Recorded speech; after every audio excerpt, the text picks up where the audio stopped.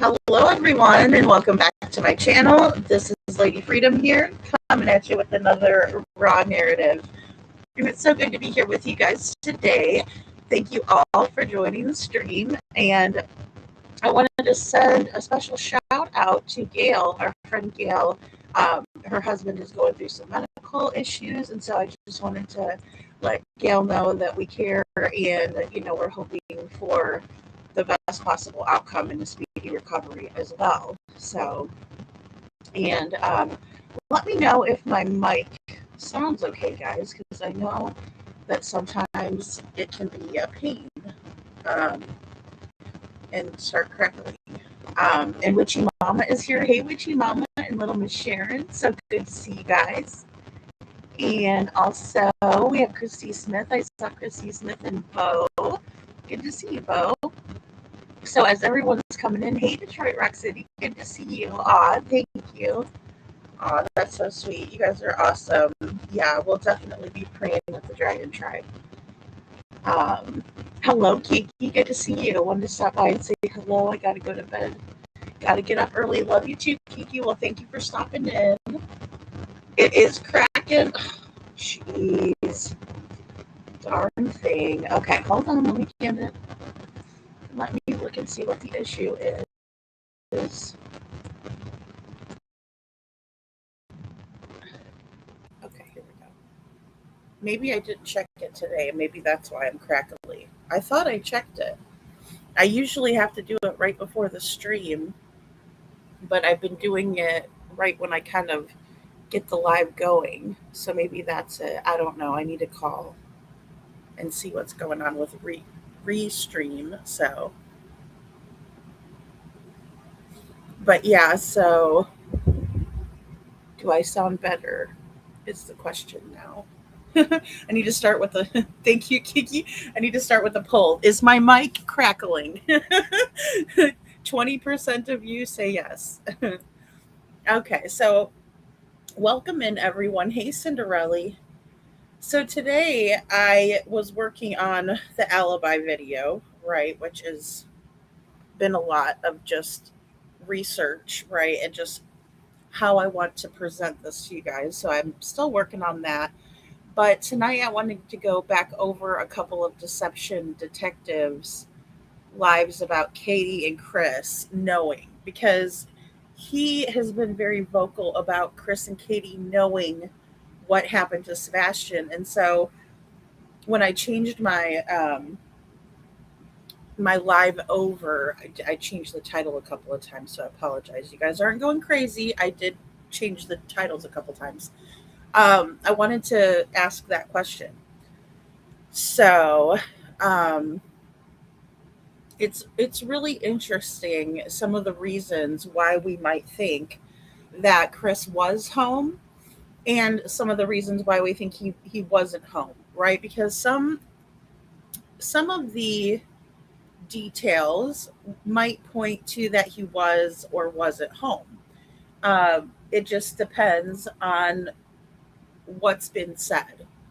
So I wanted to pull in some of the things that Chris has said about his alibi as well and play them. Now, Katie doesn't really talk about it too much. She only says it in Nancy Grace.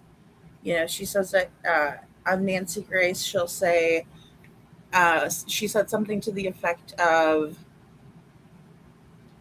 he wasn't home, right? Because Nancy was saying, do you two sleep in the same bed, right? And she didn't seem like she was aware that Chris was saying that he wasn't home, but she was like, do you guys sleep in the same bed? And Katie's like, oh, he wasn't home that weekend. They also talk about it on Duchess for the Missing. They also talk about that. And then from the beginning, they talked about the dogs being locked in the pen. And then fast forward, right when Katie goes to bed, and also Chris telling Katie, go to bed, put the dogs up, go to bed. Right? That has always been something that they have said over and over again in the beginning. But then fast forward to May of 2024, and you have Katie on Queen Bee's panel and Chris both. And Chris said that she lets the dogs sleep with her when he's out of town. And mind you, he's been out of town for a month, right? Since the beginning of February. So again, there's just so much to capture and show you guys. Not to mention, a lot of the YouTubers did go to Hendersonville, but then they also were driving to Memphis, right? Memphis. And also, they were doing the drive from Hendersonville to Mississippi, right? Because Chris was saying that he was working in Memphis at the St. Jude Project, which obviously he was, and that's a truthful statement. But he never did want anybody to know that he was staying in Mississippi. And I think that is a major piece in this case. And I think it's a major piece because once something crosses over, or someone involved in the disappearance of a missing child, say, would cross state lines, that would bring the FBI in immediately. The jurisdiction would be brought to the FBI level, right? Because when it crosses state lines, the jurisdiction goes to the Federal Bureau of Investigations. So, but didn't he tell her to put the dogs up and go to bed, allegedly? Yes, he did, Detroit. Which is, so strange because, of course, when I was listening to the Queen Bee podcast that they were on, I was like, wait a minute, did he just say that Katie lets the dogs sleep with her when he's out of town? But wait, didn't he say from the beginning that he told her to put the dogs up and go to bed? Put the dogs up and go to bed. And I'll never forget that statement because I got the heebie-jeebies from it.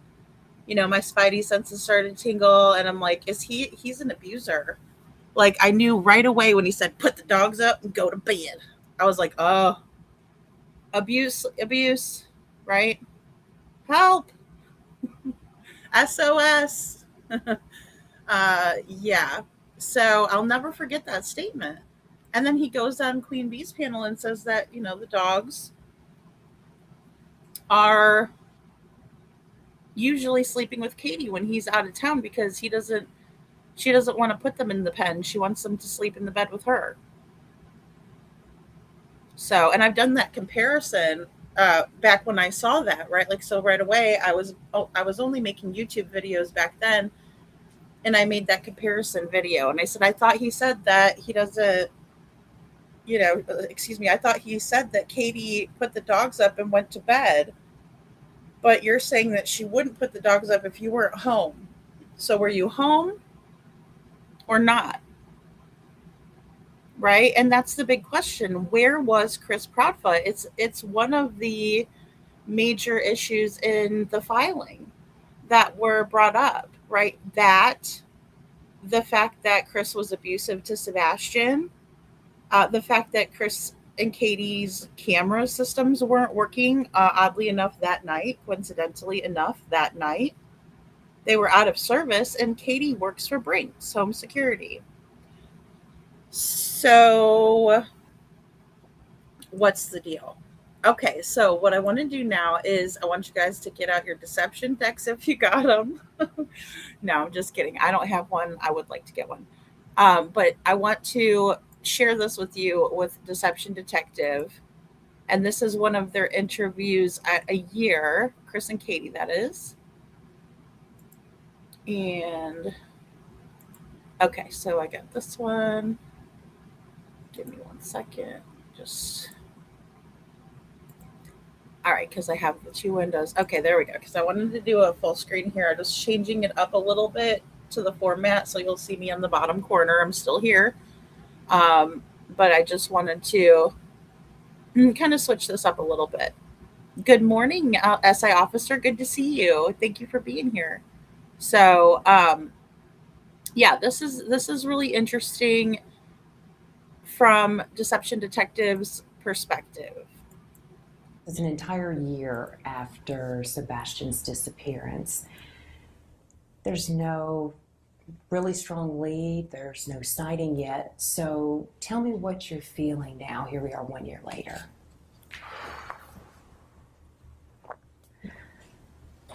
I struggle to put words to how it feels, honestly.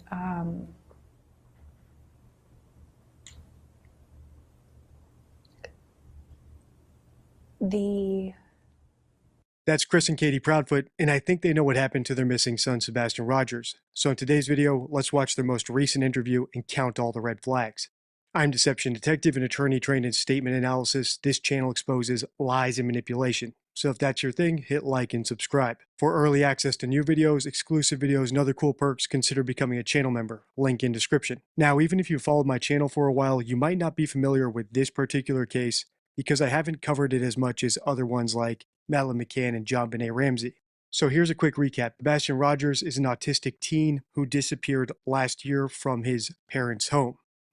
He was home alone with his biological mom, and his stepdad, Chris Proudfoot, was supposedly out of town at the time. Despite a massive search effort in Tennessee, where he's from, there's still no evidence that would suggest one theory, like a kidnapping or a runaway, over another. I agree. I agree with this. And again, we don't know either way, but I think it's interesting that the FBI put a $50,000 reward out for Sebastian Rogers. So currently, there is a $50,000 reward for Sebastian Rogers through the FBI website. And as a matter of fact, I happen to have the link where you can get a flyer and pass it out. If you want to print it out, if you want to share it digitally. And it says it right in the link. It just says the FBI wanted kidnapped Sebastian Wayne Drake Rogers. Wanted slash kidnapped. Wanted and kidnapped. Very interesting. Autistic teenager from Hendersonville, Tennessee, is on the FBI's government most wanted and kidnapped list, and it says it right there in the link. So again, I do think it's interesting that Deception Detective brings this up, and again, I just have to reiterate that I think that there is more evidence to suggest that he was kidnapped, but the FBI, of course, is never going to let us know that. And of course, that's just me speculating and reading between the lines. At 2.5 years into his disappearance, and knowing what we know now is going to be completely different, perfect vision, or more perfect than when this video came out, which was, the 1 year mark of Sebastian's disappearance. So just wanted to keep that in mind. But I find it interesting now that we have all of this information to go back and look into this. So put a pin in all that because it's going to be important as we listen on. Finally, one last thing before we grab our deception decks and start analyzing Chris and Katie. In America, everyone is innocent until proven guilty. But this isn't a courtroom, I'm not a judge, and we're not a jury. We have every right to form an opinion based on the evidence available to us. You don't have to be sure of your opinion beyond a reasonable doubt to utter it, nor does the evidence you use to form that opinion have to be admissible in court.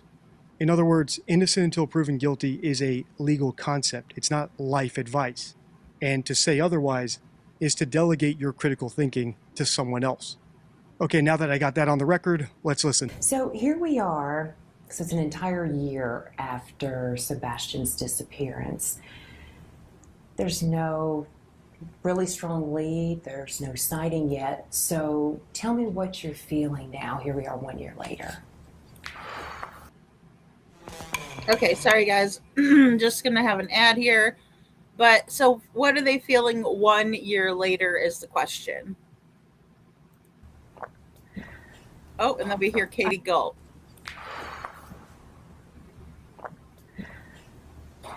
I struggle to put words to how it feels, honestly.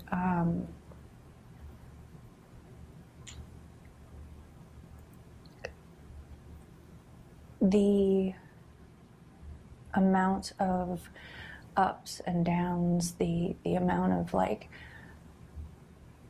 possible leads that haven't panned out.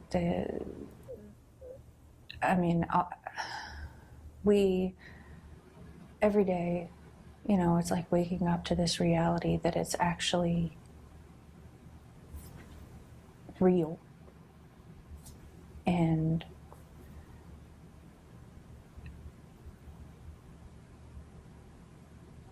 Sebastian should be home with us. He should be in school, he should be playing, he should be learning, he should be experiencing life. And Okay, guys. So for those of you who were with us last night, right, and we were watching her 2-year anniversary debauchery, she said the same thing, right? Sebastian should be living life. She should be there. He should be home for living his life, things like that. She doesn't change or deviate from the same things that she says over and over again in these interviews, right? Because she is trying to stick to the script, in my opinion, and she does not want to have a huge hiccup like the one that she had before this interview, which we are going to go over tomorrow. So it's going to be also a part of that video that I'm preparing for you guys. So, SI officer says they all knew 72 hours into this case. Yeah, I absolutely agree with that. I think they had the footage, they had collected everything right away. Right away, people are going to be giving away that footage. That's why I really find it hard to believe that there is no camera footage from Worshams. I find it extremely hard to believe, if it's true, that they have a camera cooperative where people are allowing access into their Ring cameras as a camera cooperative, right? Where everybody has their footage being sent in case somebody needs it, right? And in case somebody sees something, they can say something and do something. So I find it very odd, and especially because law enforcement was coming out and telling everyone not to search, but what they could do is look on their Ring cameras, check all of the footage. So you mean to tell me that Worsham's General Store didn't check their camera footage? You mean to tell me right down the road they had no idea that Sebastian was missing? Because I don't believe that shit, not for 1 second. Excuse me, not for 1 second, because of the shit that they've pulled in this case. So, no, I don't believe that. You mean to tell me that there was a failure there and that they didn't get the footage from Worshams? Oh, I beg to differ. I beg to differ. Because it's very apparent to me that that's what they were asking for in the beginning. Don't search, but look on your own properties and send us any information that you have. So rehearsed. So rehearsed, Detroit, and she's nervous as hell. She's nervous as hell because she knows she's not going to pull it off. She acts really strange in this interview as well. until we can find him and until we can bring him home, we're going to keep doing everything we can to make sure that people don't forget about him. We're going to keep making sure that we spread awareness for him, and we're going to keep searching, and we're definitely going to keep praying. Katie said they're going to keep searching and praying and doing all these things until they can find Sebastian and bring him home, which is an interesting choice of words. Remember, I agree. It is an interesting choice of words. And also, when Katie says that she's going to keep on searching, this is what Katie was doing a week ago.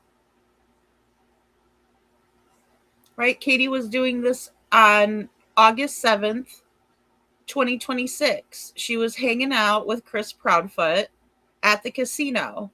They were not wearing Sebastian's awareness t-shirts. They were not passing out flyers. So when she says things like what she just said, it's very unnerving to me because it's nothing but a bull-faced lie, in my opinion.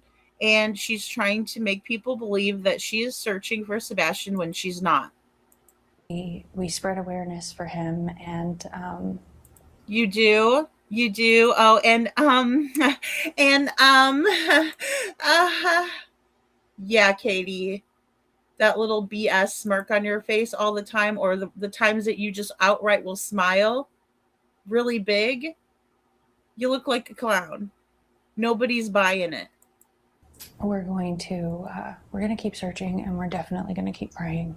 Katie said they're going to keep searching and praying and doing all these things until they can find Sebastian and bring him home, which is an interesting choice of words. Remember, Sebastian's a teenager. She's not even allowing for the possibility that he might come home on his own.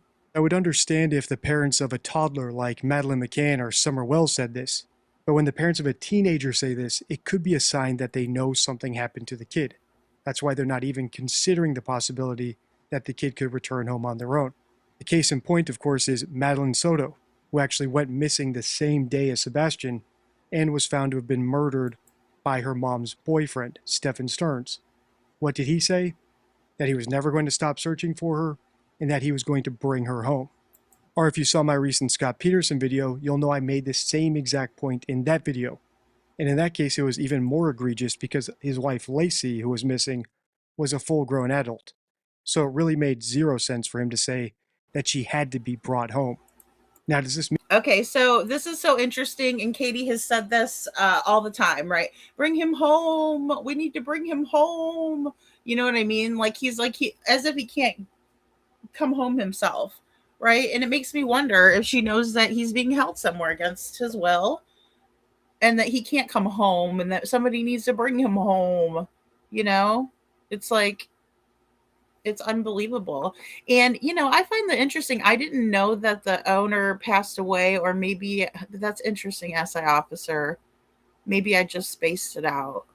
And yeah, allegedly she was over there and several people saw her. So where is the camera footage? I mean, if she was there, she was there. But they seem to want to cover all of that up. I think several people asked for it, Detroit. I just don't know if the police did. Like specifically go to Worshams and collect the footage, right? Because they were just telling people to turn it in. So if Worshams didn't check their cameras and turn in anything fishy, that could possibly be on them. But it's really at the end of the day, in my opinion, the buck stops with the police officers. Where is the Sumner County Sheriff's Office at? This is the reason why they're being sued. This is why there is a lawsuit pending because of this type of behavior. You know, it's unbelievable. It's like, what are you guys doing exactly? Right? So, like you said, Detroit, who exactly asked for the footage? I mean, they were on the news asking for it. They were all over the place was, oh, please don't go out and search. But what you can do is search your own property twice a day and look underneath the tarps and look in the barns for a kid who doesn't like to be dirty, for a kid on the spectrum who hates to be dirty. And that is a statement that was said by Chris Proudfoot, but it was also said by his parents, Seth and Katie Proudfoot, right? Seth is her ex. But I'm just saying, both of his parents, his biological parents, said that Sebastian never liked to get dirty. And they've known him for his entire life. And Sebastian has never been the one to go out and get dirty, doesn't like it, doesn't like bugs. So why would he be hiding under a tarp where there's bugs and where you would get dirty? It's certainly not clean under there. Crazy. And I don't know what she does to spread awareness, for Sebastian. I really don't. She'll come out and do these interviews. Like you said, Lover Girl, she will. She'll come out and do the interview, and she will basically bomb the freaking interview, right? But she does it. It's like Malaya Brooks Murray, right? It's just like her. She came out and did it. And she's like, I did it, right? And now you guys can shut the F up about it because I did it. Like, that's the reason why they come out to do it. It's so that people will shut up about it and quit talking about it. Well, where's the mother? Well, where's the mother? Well, where's the mother? Same thing with Candace, but Candace does a whole deal where she makes a scene. Excuse me. Candace is the one that makes the scene out of the three. And if you guys didn't see last night's live, I talked about all three parents that had children in their care who were just playing, just go poof, as if that is even something that could possibly happen. They were just gone. Really, Candace? Come on. Actually, come the F on. I'd love to know who gathered all the footage and who are the KP and CPs go door to door to ask. Well, so you can hear it on the dispatch audio. As an officer, you can hear it where they're like going around and grabbing up footage. But that was day one in the dispatch audio, right? So, I mean, they have a little area in that neighborhood, right? Like, we all kind of know what it looks like just because people have gone and filmed it. But if you go in there, it's just, and we've seen the aerial view too. If you go in there, it's just little cul-de-sacs and little streets, right? And it's a little tiny neighborhood. And then you have the new builds, right? The new phase right next door. At that time, it was still under construction, of course. Now it's all built up. But it wouldn't take long to gather all of the footage from that neighborhood and then the few houses that were brand new in the new builds, because there were some people that were living over there, right? And then you would work your way out, especially like since Sebastian went to school right up the road. Would you check the school's footage? I would, just in case he got off camera and he skirted one of the cameras somehow. I'm not saying that's not possible, but here's the thing. In the immediate area around Sebastian's home, he was not caught on any camera footage, which is extremely odd given the fact that Chris and Katie Proudfoot have alleged that the only door that Sebastian would go out of is the front door. And Katie told everyone that she doesn't know why he walked out that door, right? I don't know why I don't know. She's doing Lamaze breathing, walked out that door. I don't know. That sort of thing. Her best Meryl Streep. Hey, Claudia, good to see you. Oh, I would love to have Dr. Phil interview just because he's like, that's a really big spotlight to put on Sebastian's case. Hey, Shauna. Now, whether I agree with everything Dr. Phil says, no, I don't. But I do think that it would be great coverage for Sebastian. And Dr. Phil likes to get real salacious with it. So who knows, maybe he'll start yelling at Chris Proudfoot. That would be great. That would be great. Hey, Shauna. So, yeah. But I don't know. I haven't seen him coming out of the woodwork to lend a helping hand. So I don't know what his deal is. Because he's done cases like Dylan Redwine. He's done a lot of cases that were high profile in the news media, but just never Sebastian's case. Mean that Katie killed Sebastian or she knows for a fact that he's dead? Of course not. But it is worth noting. You've told me you do want to stay positive. I know you both want to stay positive. That's all part of it. So in your mind, do you see Sebastian coming back through your front door? Do you feel he's okay? He's alive. He's out there. Do you hear Holly Thompson? Do you hear her? You're positive, right, that he's going to come back through your front door, right? Because that's the door that Katie told Holly Thompson during the first interview, Pollyanna. oh yeah, he's gonna come back through that front door, and he's gonna have so many friends. He's not gonna know what to do with them all. Kind of a crap that she was pulling in the beginning. So Holly Thompson believed her lie, and she just reiterated that lie to Katie. Door. Do you feel Oh, sorry, that front door. And look at her, Holly Thompson, Pollyanna. Here she comes. Here she comes. Oh, that front door, Katie. Oh, you little cutie pie, you. Oh, no, you're talking about a missing child. Holly Thompson, that is so vomitocious. do you see Sebastian coming back through your front door? Do you feel he's okay? He's alive. He's out there. I dream about it every day. I dream that one day I'm going to wake up and this is going to be a nightmare. One day I'm going to wake up and this is going to be a nightmare. Oh, Lord, help us all. Where's the accent, right? First of all. But I also want to say too that none of the opinions or the views, since I'm reviewing Deception Detective, none of my views are onto him or anything like that. I just want to say that. But it really makes me sick at my stomach. It makes me so sick, this interaction with Katie and Holly Thompson. I seriously could barf right now. Want to stay positive. That's all part of it. So in your mind, do you see Sebastian coming back through your front door? Do you feel he's okay? He's alive. He's out there. I dream about it every day. I dream that one day I'm going to wake up and this is going to be a nightmare. But yes, I believe that my son is out there somewhere. I believe that we are going to find him. We are going to bring him home. And we're going to find a way to recover from this. And I'm going to watch him grow into a young man and, live the life that he deserves to have. Okay, Katie talks about, again, living the life that he deserves to have.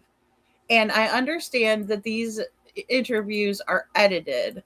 But again, look at Pollyanna Thompson. I mean, does she know what interview she's actually in? Is this like another coffin dapper situation, or what do we got going on here? What would you say to him when he walked in that door? Oh, God, I don't even know if I'd be able to speak. I'd probably bulldoze him down with hugs. Honestly, when I picture that, I just picture being able to hug him, to hold him, to smell it. I mean, just to be able to hear his voice, to hear his laugh, to see him just be with us and be okay is like Yeah, for her to say something like that, knowing that Chris put his dirty hands all over Sebastian, like knowing that DCS was heavily involved in the family because Sebastian was reporting Chris, and she knows all of this, and she's just making all of this up. Oh, he's going to be in my arms again once. Oh, yeah, living the life he deserves. Oh, yeah. Crazy. She does sound like a counselor, Coffee, Crime, and Cats. It's like, everything's going to be great. It's like, no, it's not. Everything's completely warped at the moment. Coffee, Crime, and Cats, it's good to see you. Yeah, good comparison. Yeah, and she does that too. She's like, was he already in the shower? Or, sorry, I had to go really high to do her always in the shower impression. But yeah, was he already in the shower? Or making breakfast? Did he go down to a friend's house? She gives them like 3 different options. It's like, this is not multiple choice. This is walk me through that day, and then you shut up and you let her talk.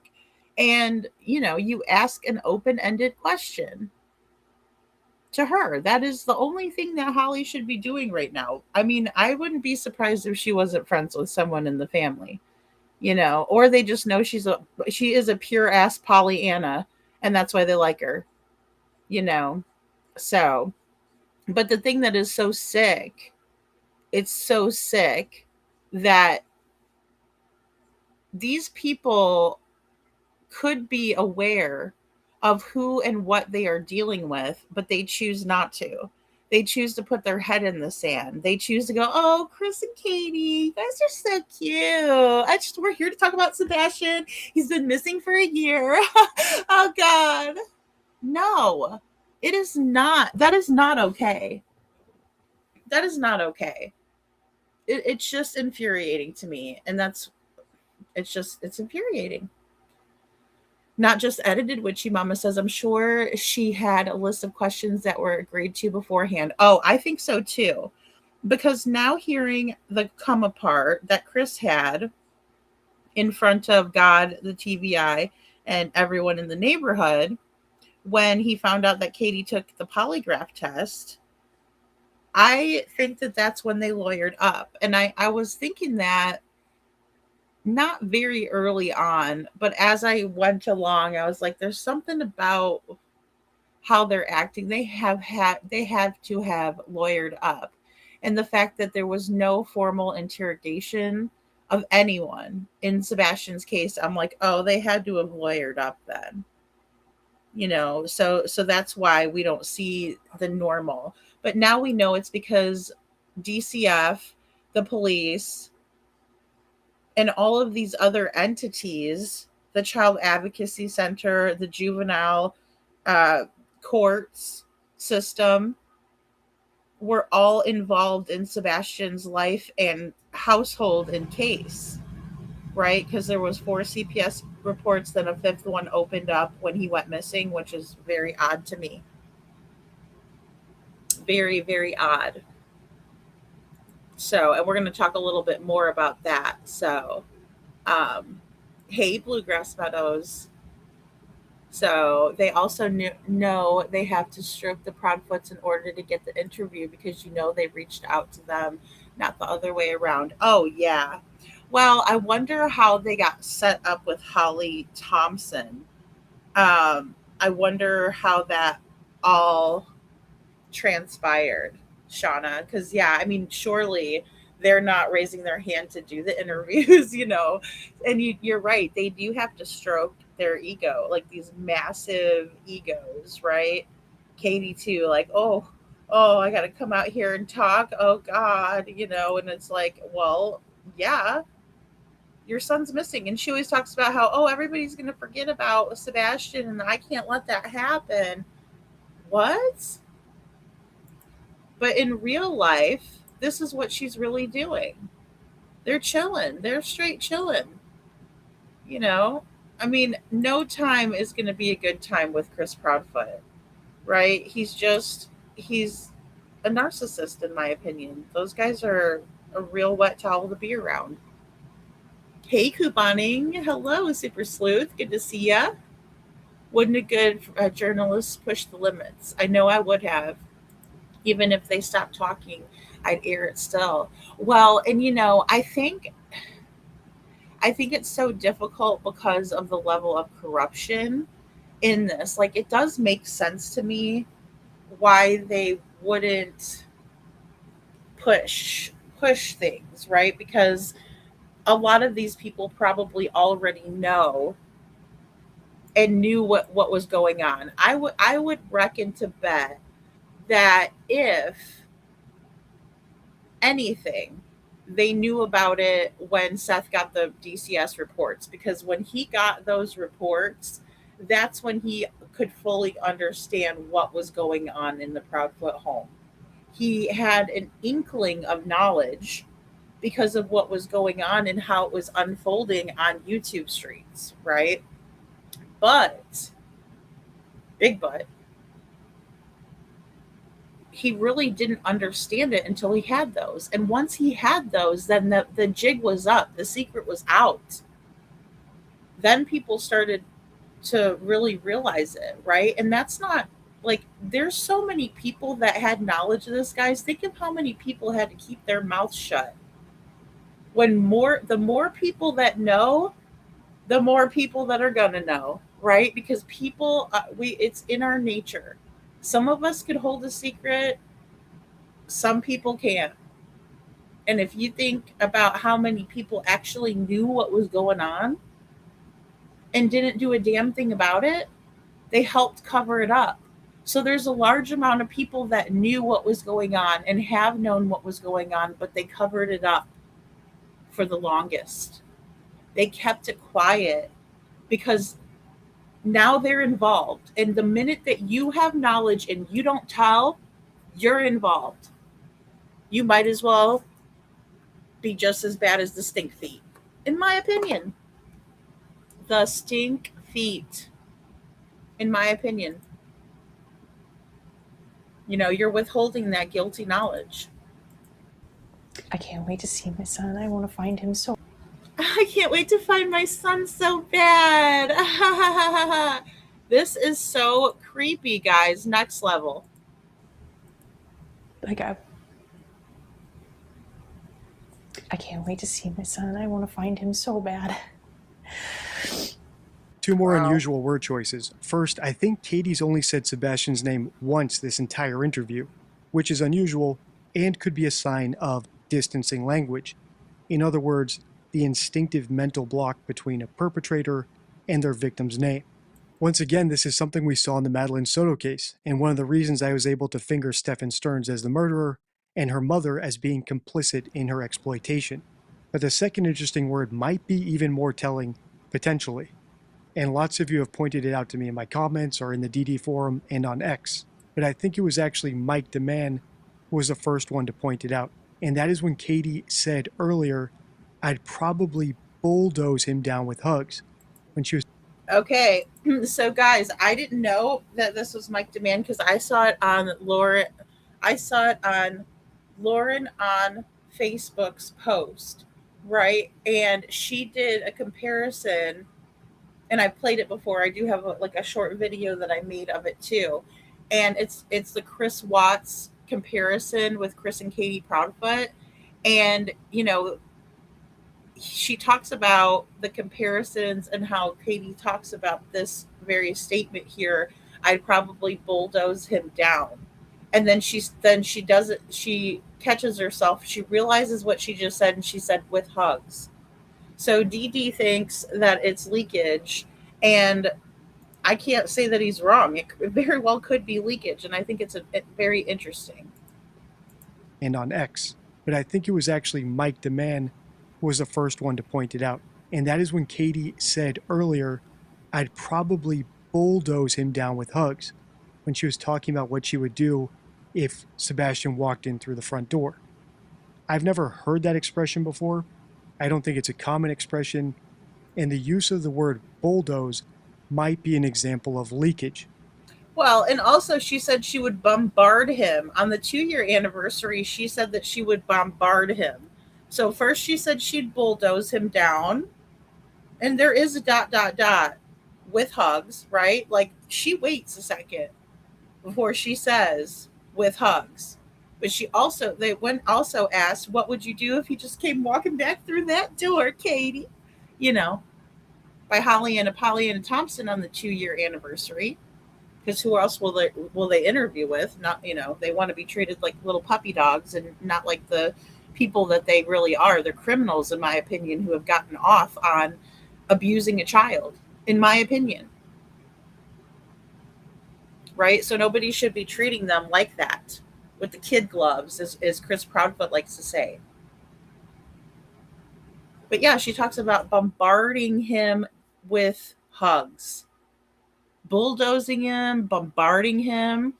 Who says that about their autistic child? Also, a lot of times people on the spectrum don't like to be touched. They don't like a whole bunch of people, a whole bunch of, they get overstimulated, and you want to bombard him. It's seriously the weirdest shit ever. It's the weirdest shit ever. And anybody that thinks that's normal, I'm sorry. Anybody that thinks that Malaya Brooks Murray is normal, I'm sorry. She's not. That is not normal. That's anything but.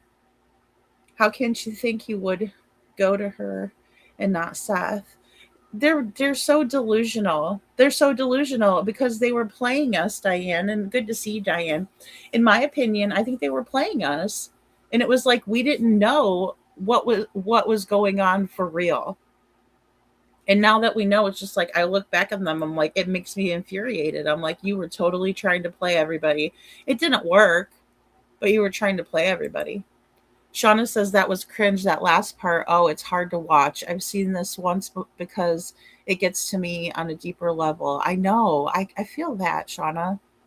I tried so hard to see all sides until proven otherwise. It didn't take long. I know. Look, I've tried really, really hard too. And it's frustrating. It's really frustrating because when you read that paperwork, you just know she was in on it. You know? You could just tell. So, thank you, Couponing, for the jewels. That's really sweet of you. Thank you so much. Yeah, I hope one day that we find Sebastian, Claudia. I just don't want him ringing their doorbell. Because he was abused there. There's no mistaking that anymore. There's no second guessing that anymore. And before you write this off as a long shot, just know that leakage is how I was able to determine Madeline Soto's cause of death before her body was even found. So why might Bulldoze be an example of leakage? Well, Sebastian's stepfather, Chris Proudfoot, who was allegedly out of town when he disappeared, operates heavy machinery. And second, the police at least had some reason to search a local landfill for Sebastian early on in the investigation. So this bizarre word choice might actually be Katie subconsciously revealing what she knows about Sebastian and where he might be, because when she talks about him, this is one of the words that bubbles up to the top of her brain. Long shot? Yes. Worth noting? Yes. Let's keep listening. You think he's coming home, right? We promise a tenfold refund if it doesn't work. Teeth. Traditional dentures can cause jawbone loss. All right, let's see. Well, I guess we got to watch the teeth for a minute. So, yeah, guys, it's very, very apparent to me that Katie and Chris both knew. Very apparent. And I think that there's a lot to be said about the leakage that we've heard from them. I mean, it's been a lot because every time they come out and talk, it happens. How would you describe what you all have experienced this last year with so many unanswered questions still? It's horrific, to be honest with you.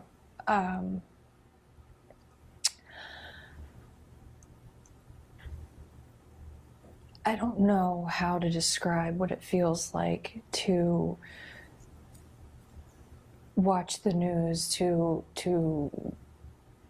go hang flyers in every store, every business, every place that you go to, and still find that some people don't even know about it. To hear that there might be a lead, and then just to sit there and have to wait and find out that it's not him yet. And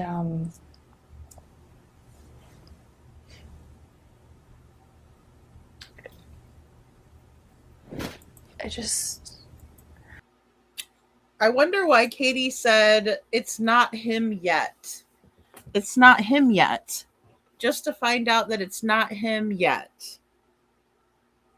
You know, it makes me wonder about leakage there, but it also makes me think of when Chris was trying to tell everybody that Sebastian will be back home when he's 18. And after Katie says this here, right, it's not him yet, she looks over at Chris. So I find that to be really interesting. So let's watch back.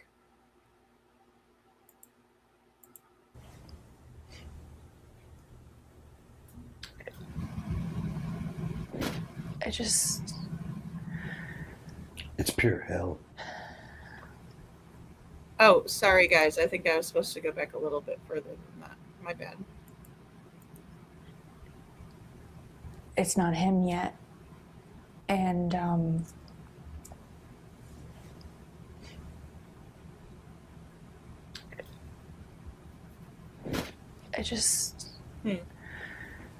It's pure hell. It's pure hell. It's pure hell. Well, you know what, Chris? It looks like anytime that anybody's with you, it's pure hell. I mean, look at you with yourself, bro. Look at you with yourself. You look like a miserable son of a gun, in my opinion. I mean, there's nothing you can, there's no words, there's no way to put how this actually feels. And anybody that can, I don't see how. Lots of problems here, so let's go through them one by one. First, it's not hard to describe how you're feeling if you're actually feeling what you're supposed to be feeling. But it is hard to describe how you're feeling if you're pretending. In other words, if you're not actually clueless about what happened to your kid, it's really hard to describe the emotions you should be feeling if you were. In fact, it might be the hardest thing any liar has to do, and how we've caught so many hoaxers on the channel, because we always speak based on everything we know. So if you know something, it's really, really, really hard to talk as if you didn't know it. In fact, it might even be harder than the inverse, pretending that you know something that you don't, because there's more opportunity for leakage. And my second problem with this clip. That's really interesting, too, what he's saying there. You know, it's just so difficult to keep up with everything like they have to, right? It's hard to sit there and rehearse for something like this, and they never get it right. Hey, Rod, good to see you. And hey, Rosebud, so good to see you as well. I think I'd know how to describe it, too. You know, it's easy if it's the truth, right? But yeah, it's so weird that she said yet. It's not him yet. And then looks over at Chris like, I don't know what else to say. Seems she's always waiting for the other shoe to fall, so to speak. Yeah, oh, absolutely. And, you know, they're always having to constantly watch everything they say, everything they do, you know? And I mean, I understand that some of that is ridiculous. I that's not lost on me, believe me. But their unwillingness to tell the truth is just as ridiculous, in my opinion. She has no problem voicing her disdain for someone, but you can't get the words out in the interview about Sebastian. Well, and that's the thing. I mean, Katie knows how to go off with the best of us, right? Like, I mean, she's not dumb. I've heard people like Mike Demand, for example, and I do like a lot of the things that he has to say, and he also, you know, makes me chuckle a lot because of some of the ways he put things is funny to me. Not, you know, not that I'm making fun of him at all. I just think it's funny the way he says it, you know, and I'm like, oh gosh, that's so true, you know, like I wish I could say it like that. And I think it's mostly because he's got the German accent, you know, that he's saying these things, and I'm like, oh my gosh, that's so spot on. Just wait till tomorrow. I got some good stuff for you guys from him. But either way, I think that, you know, people have Katie's number, right? People know that Katie's not being truthful. People know that it's hard for Katie to keep her story straight. He gives her too much credit, saying that she's this really smart mastermind and she's Mensa type smart. I don't believe that. Not for a second. You know, not that I would be a judge of that at all, but but I don't think that's the case. I don't think Katie is exceptionally intelligent by any means. Is she dumb? No. But she's not that smart either. And that's why she has so much trouble. And also, like, going back to what Deception Detective said yesterday about the fact that, you know, these personalities, these psychopaths, these crazy people, in my opinion,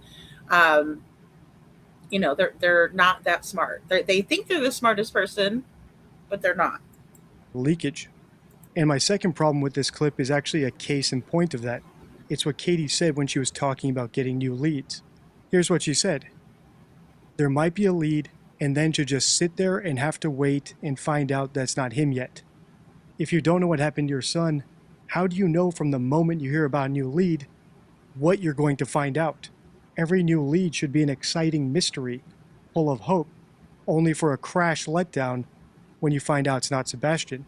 Not a waiting game where you're just sitting there waiting for the result you know is going to come. Finally, we have more distancing language. In fact, this might be the most egregious example of it. When Katie was talking about going into places and finding out that they've never even heard of Sebastian, she didn't actually say, "I'm surprised they haven't heard about Sebastian or his disappearance." She just said it. And that's particularly disturbing because that's the sort of distancing language that we saw in the Madeline Soto case. And we do know now that Madeline was abused, neglected, and ultimately murdered by her mom's boyfriend. Check this out. Okay. So Maddie's case is so absolutely sad and disgusting and despicable, and it's very difficult to follow that case. In my opinion, it's just horrible. Maddie and Sebastian went missing at the same exact time, and I think that it's interesting that Deception Detective brings up the fact that there's a lot of distancing language being used in both of those cases. I noticed a lot of distancing language used from the very beginning. Chris Proudfoot would call Katie the mom, right? The father was Seth, right? And then he'd say, and myself, right? Or, he would completely take himself out of the equation. He never comforts Katie during these interviews. He never rubs her back and says it's going to be okay. We're going to find him. None of that kind of stuff. In the first interview with Holly and Pollyanna Thompson, he did say, we're going to find him. And then Katie said, yeah. And she, made that really glaring stare, creepy ass stare of hers. In my opinion, I noticed it. So, hello, Real Sisters in Crime. Good to see you, Trishy. Hey, happy birthday to your sister Casey, too. I saw your post today. So, yeah. Yeah, he has. He did a great job. I just think he gives Katie too much credit. But I do think that she is the mastermind, right? The ringleader, so to speak, in this case. I mean, I do. Chris kind of goes along with it, but because of the fact that he's a narcissist, in my opinion, it's difficult for him to listen to anybody, right? Like even Katie. Speaking of the shoes, they had on the same shoes at the Texas Roadhouse. So were there two pairs of the same shoes at the front door? I don't think so. Not that I'll just say that I don't know because I've never heard Seth say anything about Katie's shoes. He just said that he noticed that all of Sebastian's shoes were accounted for. So I wonder if her shoes were at the front door too, because her shoes were the same, almost identical shoes. I don't think they were the exact same shoes, but I mean, if you saw them in the footage and then you see them, at the house or something, you may think they're the same because they looked almost identical. Yeah, that's a great question though, Detroit. It's hard to hear this when we know they wanted him gone. I know, Diane, and it is. It's hard watching these back knowing what we know now. And Rodney says Katie's words, 9 p.m. bedtime, 10 p.m. thud, then I don't know why he walked out that door. Exactly, Rod. And, it was like, oh, he was just playing, after he took the trash out, right? They got home like 7 o'clock. He was just playing, took the trash out. Then he said, good night, mama, good night, puppies, right? And that was it. I told him to go to bed. He did, and then she laughs. So, no, and it can't be all three. Yeah, it can't be all three. That's right. Yeah. When he left to fetch his precious RV, Katie became irrelevant. Oh, definitely. And I think he was PO'd about, I think, going back to what Seth was saying, he was just PO'd about Katie taking that lie detector test or, polygraph. Pollyanna Thompson. Oh man, it's just perfect for her. The Real Sisters in True Crime. We did a whole live stream on Pollyannas, because everyone's like, what's a Pollyanna? It's like, oh, Pollyanna, who has all the shoes at the front door though. I mean, I'll say that we do here, but there's like a shoe rack. So it's just like a little rack, and then you can put the shoes on there.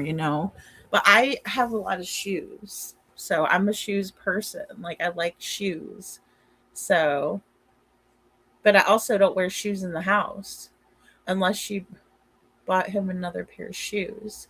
Well, and that's the thing. I mean, she might have.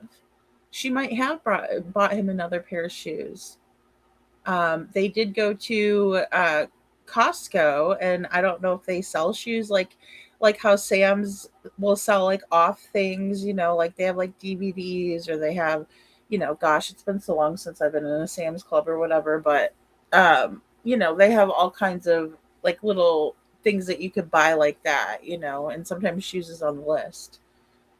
So, hey, Brad, what do you all think of Lindsay Clancy's case that's going on in Massachusetts? I think that it's horrible. I think it's a horrible, horrible, tragic case where Lindsay Clancy was given copious amounts of pharmaceutical drugs, and she was telling the doctors and anybody that would listen to her that she was struggling with postpartum depression, but no one listened to her. And this might be a controversial opinion, but it is my opinion because I have been keeping up with that case somewhat. I think that we need to do better, but I also think that she deserves to spend the rest of her life behind bars, in my opinion. Right? Because I understand what that kind of cocktail of pharmaceuticals can do to a person, because I was on a good 90% of what she was taking back in 2011 when I was diagnosed with PTSD. So I know those pharmaceuticals very well and how they interact with each other. But I didn't hurt anybody. But I also didn't have postpartum psychosis or depression either. I had post traumatic stress and anxiety disorder, depression. So, um, yeah.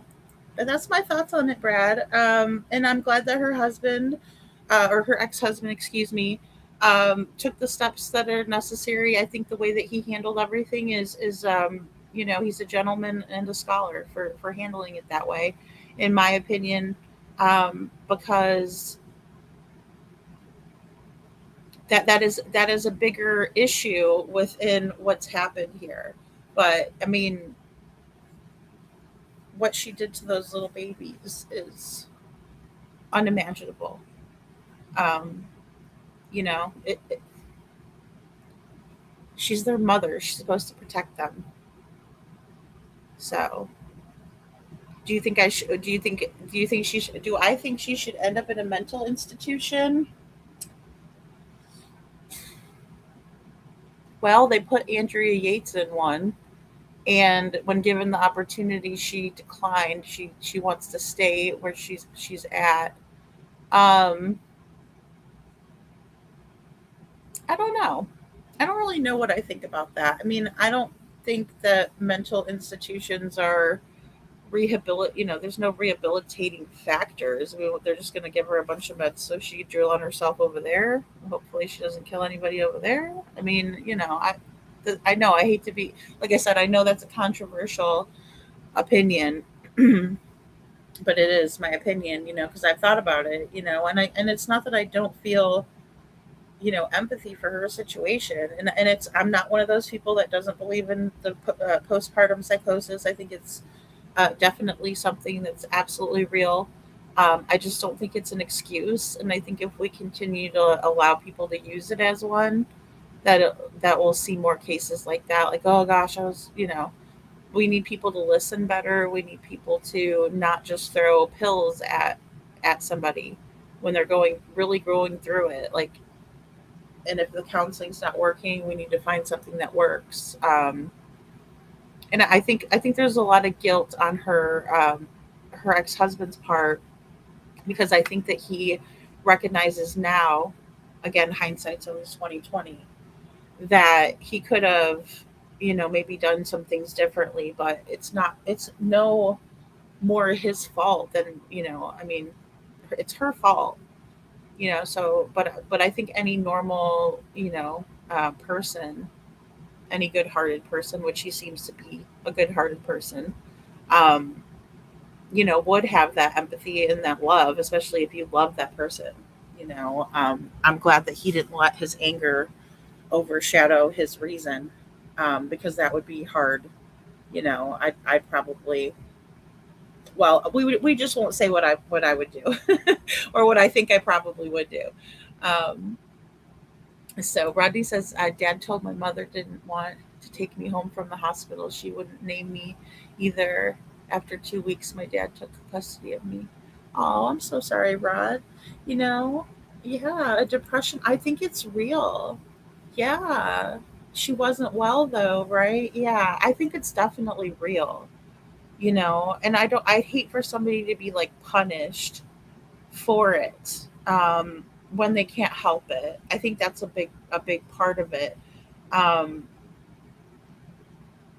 but I guess I also don't understand the whole process of doing that to several babies, right? Because like in this case, like Andrea Yates, she drowned her babies, but and she did it one by one, and ugh, and then this time it was exercise bands, like different. You know how the resistance level is different with the colors of the bands? Yeah. Um, they were all different little. Oh God, bless me. Yeah, I don't know it. Mm-mm. No, because I think that there's still reason in it, and I'm glad that your dad got you out safe, Rod. You know, because it's so sad. It is very, very, it's very difficult. Um, it's a very difficult case.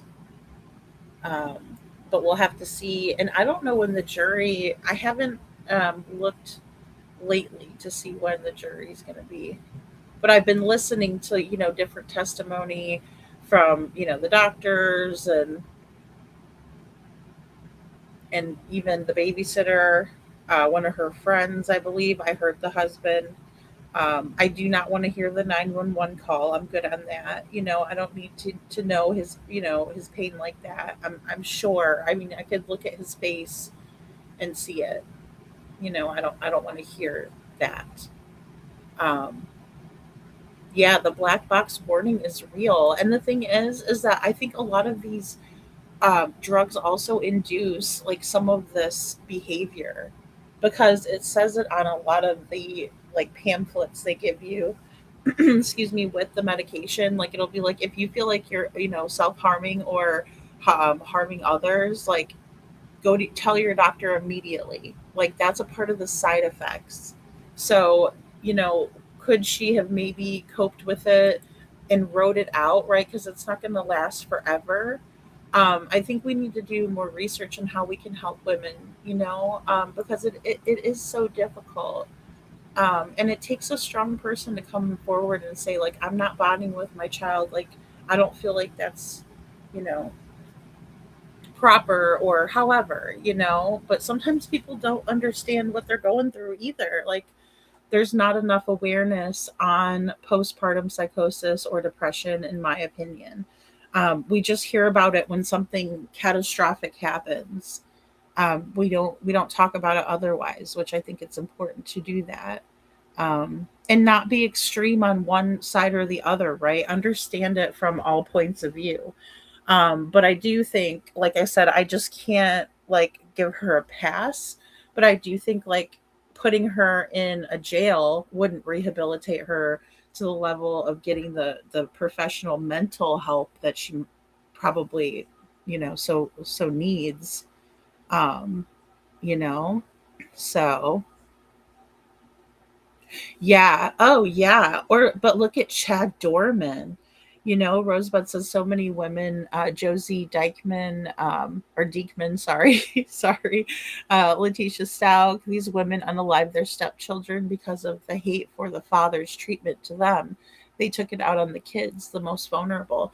Yeah, and I think Letitia was also super jealous of Landon, and her relationship with Gannon, and um, I think it was a little bit like easier to, um, maybe get Lena on her side because she was little, you know what I mean? And then Gannon was like, no, I love my mom. You know what I mean? He wasn't easily manipulated by her.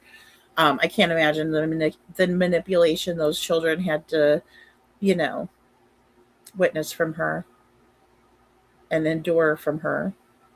She reported, ideations, and the docs ignored her plea. Yeah, exactly, Trishy. And see, that's the thing, like, and we heard that one arrogant doctor, the one that pronounced the baby deceased, and then all of a sudden he was found breathing in the hospital morgue. Sorry, I'm just putting some lotion on if you guys hear that. But he was very pompous and arrogant, like, oh, I went to medical school. Well, pin a rose on your nose. You just made a huge mistake. We have a breathing child in the morgue. Like, what the hell? And so sometimes those doctors think they know everything. Yeah, they just and they want to push those pharmaceuticals, right? I mean, because that's what they're given, and they get kickbacks on them and stuff like that. So it's really, and I just don't think that there's any like magical pill to fix things. Not the one that I found anyway. So you just have to cope, and life is difficult. But I think there's more to the postpartum stuff, right? Because it's hormonal. Like, there's so many things that factor in medically, also medically speaking, but then also mentally speaking. So yeah, that would probably be a good topic, though. Brad, you always bring in good topics, so I appreciate you, asking my opinion on that. So yeah, keep your Rosebud. Rosebud says, my advice to step parents: keep your damn hands off other people's children. Exactly. Exactly. I don't know. That is so weird. I would, unless a child is like gonna hurt themselves in the moment. Like, for instance, if they're about to run into the street, or something like that, by all means grab them up, right? So they don't like get hit by a car. Like, if they're climbing up on something, grab them down, because you know how some kids can be so rambunctious. But other than that, like, there's no reason, right? Like, everything should be handled, in my opinion. You're like, hey, that's unacceptable. I'm gonna let your other, I'm gonna let mom know when she gets home. I'm gonna let dad know when he gets home, and that's how I would handle it personally, but I don't know. Pin a rose on your nose. Little Miss Sharon. Oh my goodness. It's just like, oh gosh. Thanks, Ron. um Yeah, Rosebud, you got it though. You got it. It's just, I don't know. It's just weird. I don't know where they get off doing that. It's like, why? There's no reason for that. There is no reason for that. Okay, guys. So, this distancing language, right? Katie saying, um, until people, so I also want to read this again. I don't know how to describe what it feels like to watch the news, to go hang flyers in every store, every business, every place that you go to and still find that some people don't even know about it, right? Know about it, right? But she's not saying that know about Sebastian, my missing child. She uses that distancing language. And again, I'm just going to play this picture out like so hardcore. Just wait, guys. It's just going to be the topic of conversation for a bit. But this is not Katie doing that, right? Again, she's lying, and she's in this TV interview telling people that she can't believe that other people don't know about Sebastian being missing, yet she's not doing anything to spread awareness. And she was in Kentucky at the casino is where they were at. So she could have been wearing that Sebastian t-shirt and, killing two birds with one stone, so to speak. Um, to hear that there might be a lead and then just to sit there and have to wait and find out that it's not him yet. Yet. So strange. Oh, sorry. There's no words. There's still. I'm sorry, I muted, guys. I muted. About Sebastian or his disappearance. She just said it. And that's particularly disturbing because that's the sort of distancing language that we saw in the Madeline Soto case. And we do know now that Madeline was abused, neglected, and ultimately murdered by her mom's boyfriend. There's no words. There's still no way to put how this actually feels. And anybody that can, I don't see how. I mean, it's day-to-day life changes and you're stuck. It's almost like it feels like it's a Groundhog Day thing where it's the same thing over and over. You wait and you hope a phone call may come in, you may get something, may get a lead. Turns out to be nothing. That's how it feels.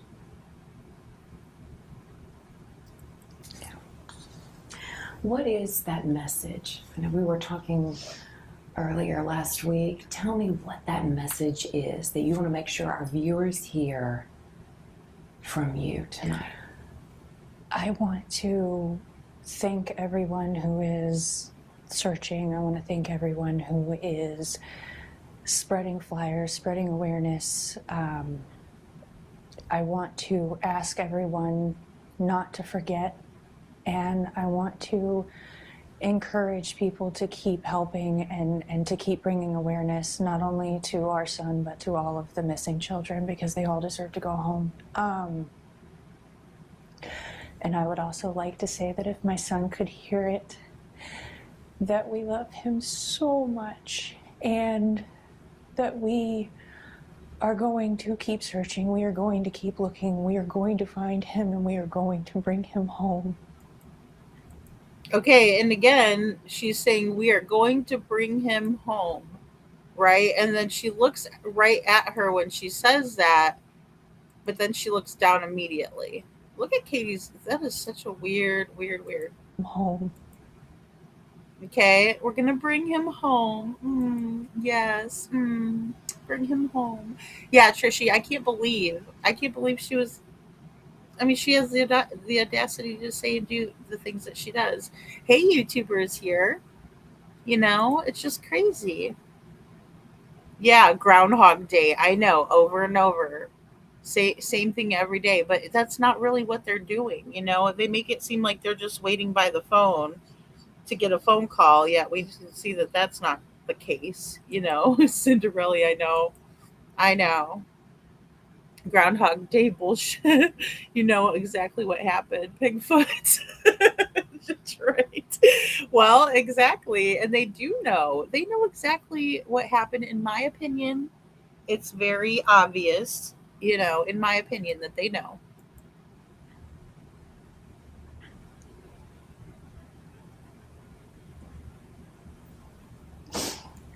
Describe your hope right now.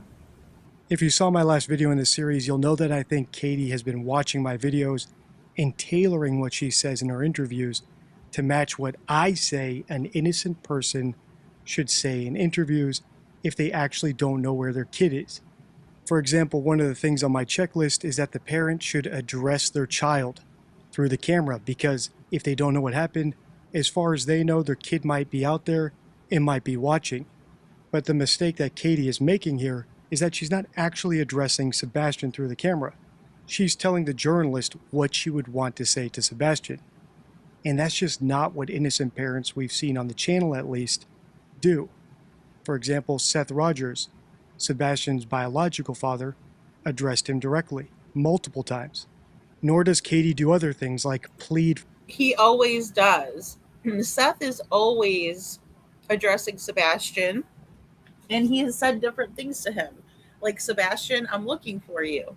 Sebastian, I love you. I will come get you no matter where you are. I will come get you. Just call me. Please call me. Right? Completely organic. Nobody's telling Seth, well, you should go out there and do this. And by the way, if we did, he wouldn't listen. He wouldn't listen. So I'm just kidding. I'm halfway kidding. Sebastian's biological father addressed him directly, multiple times. Nor does Katie do other things like plead for any potential kidnappers who might have her son to return him. And in one of the most heartbreaking videos I've ever done, we saw Michael Monkey Vaughn's mother do just that with someone who she thinks took her son. But Katie said plenty of other things here that jumped out to me as red flags. And since I want to do this justice, let's break here. We're about a third of the way through the interview. I'll put my last video on your screen now so you can check that out. If you want to continue the series, let me know by liking, commenting, and sharing. Until next time, stay true. Okay, guys, so I did want to watch the next one in the playlist here. You got to check out Deception Detective's playlists for all of these cases. He does a great job. So this next one is called This Is Getting Worse. Okay, so let me switch these over really quick and we'll get into it. So this is a part 2. He does the shorter forms and then, parts them out, which I've been really thinking about doing myself. This was a mistake. Getting worse now. Okay.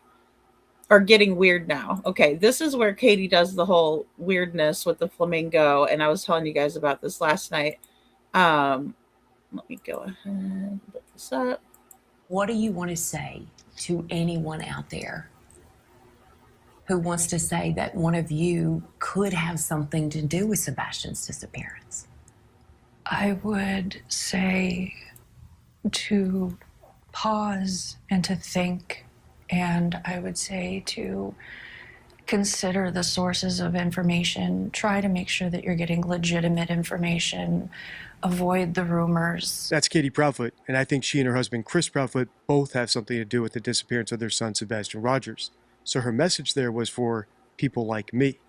And it was actually pretty encouraging because she didn't say that we're wrong or mistaken or lying, nor did she say that she and Chris are innocent or that they didn't have anything to do with the disappearance. So in today's video, let's continue analyzing their most recent TV interview for signs of guilty knowledge. I'm Deception Detective, an attorney trained in statement analysis. This channel exposes lies and manipulation. So if that's your thing, hit like and subscribe. For early access to new videos, exclusive videos, and other cool perks, consider becoming a channel member. Link in description. Even if you're familiar with this case or have been following along on my Sebastian Rogers playlist, you might not be aware of the newest development in the case. So here's a quick update because they're about to touch on this new lead in this part of the interview. The teen with autism disappeared from his mom and stepdad's Hendersonville home in the overnight hours of February 26th. We do believe there's a chance it is Sebastian. We're just trying to find out. You don't need 10 different creative subscriptions. You just need Ace. It has a massive AI image generator built right into the browser. It's completely free and If that could be the case. Steve Fisher, a private investigator. Sorry, guys. I will go ahead and let me go ahead and get that back a little bit more so we can hear the whole thing that stinky old fish sticks has to say. They're about to touch on this new lead in this part of the interview. The teen with autism disappeared from his mom and stepdad's Hendersonville home in the overnight hours of February 26th. We do believe there's a chance it is Sebastian. We're just trying to find out if that could be the case. Steve Fisher, a private investigator hired by Katie and Chris Proudfoot, says this video that first aired on WSMV4 could be a new lead in the ongoing search for Sebastian. Video from the night Sebastian disappeared. We went through over 100 hours of surveillance, and it wasn't until the third pass through the surveillance that we even spotted this person. And there's a person at 12:17 a.m. in the same neighborhood that Sebastian's from that walks southbound in the neighborhood, goes behind a vehicle. It appears that they're trying to stay out of sight of another person that's walking their dog, and then doubles back after it's clear Fisher says he's working to learn if that person wearing dark clothing in the video is accounted for in the investigation. So the Proudfoot's own private investigator says that there might be video footage of him sneaking away in the middle of the night. And, we all know that that has been debunked as soon as they put it out on the news. As soon as Pollyanna Thompson entertained it in this interview, the police came out and made a public statement saying that that is not anyone connected with Sebastian's case. So very, very odd. Little Miss Sharon says, for two cases that happened on the same day, so similar, a mom that knew an abusive step parent and a teenager, in my opinion, is so incredible. I know. I think so too, Little Miss Sharon. I think that's such a great point. And I mean, it's amazing that there's so many similarities, even though I understand with Maddie's case. But yeah, you're spot on. Yeah, absolutely. Absolutely. And thank you, YouTuber, also. And you're welcome, Rod, for thanking everybody for the jewels. You guys are awesome. So if he snuck out of the house, where could he be then? Well, and that's the thing, Brad. He wouldn't have made it far, right? And if he wasn't, in fact, wearing shoes, then he wouldn't have made it far, in my opinion. So, yeah, I mean, that's a good question. Because I think they would have found him really, really quickly. Like maybe wandering around when they were putting up the drones and things like that. So Put a pin in that because that's going to be important as we listen on. Finally, one last thing before we grab our deception decks and start analyzing Chris and Katie. I think Katie and Chris are studying my videos and adapting what they say in interviews to try to sound more innocent. And I'm aware of how self-centered that sounds, but many of you all who have been following this case since day one in far more minute detail than I have seem to agree. So when I point out some of those features like I'm about to do in a minute, just be aware that I'm only pointing it out because I think it's actually happening. All right, without further ado, let's listen. What is that message? I know we were talking earlier last week. Tell me what that message is that you want to make sure our viewers hear from you tonight. I want to thank everyone who is searching. I want to thank everyone who is spreading flyers, spreading awareness. I want to ask everyone not to forget, and I want to encourage people to keep helping and to keep bringing awareness, not only to our son, but to all of the missing children, because they all deserve to go home. And I would also like to say that if my son could hear it, that we love him so much and that we are going to keep searching, we are going to keep looking, we are going to find him, and we are going to bring him home.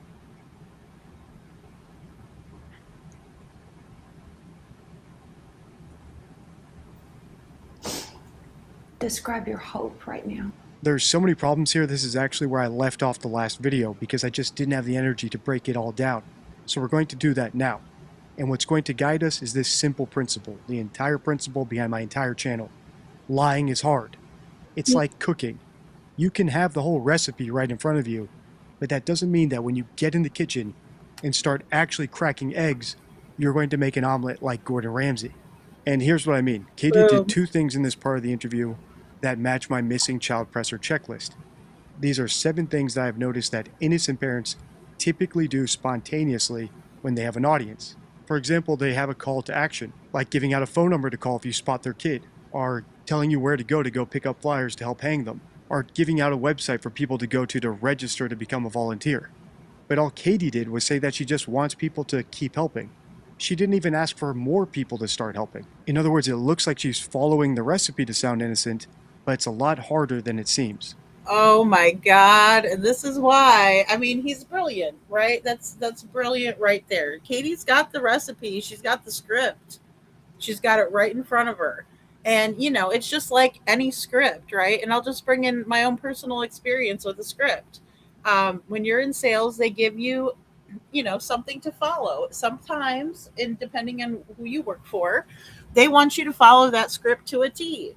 They want you to say exactly what is in the script. But here's the problem. When you're actually on a phone call and you are talking conversationally, sometimes that script doesn't make sense, right? So you can't just go exactly off of that script. You have to deviate a little bit to make it make sense, right? Otherwise, you're just going to sound like a robot. And the person's going to be like, "Hello, did you hear what I just said to you?" Right? So a script is never going to be 100%. It just never will be, because there's always going to come up something conversationally, maybe a question that is a follow-up question that somebody wasn't expecting, something to that effect. And little Miss Sharon, thank you so much for gifting a Lady Freedom's Raw Narratives membership. Oh, that's so awesome.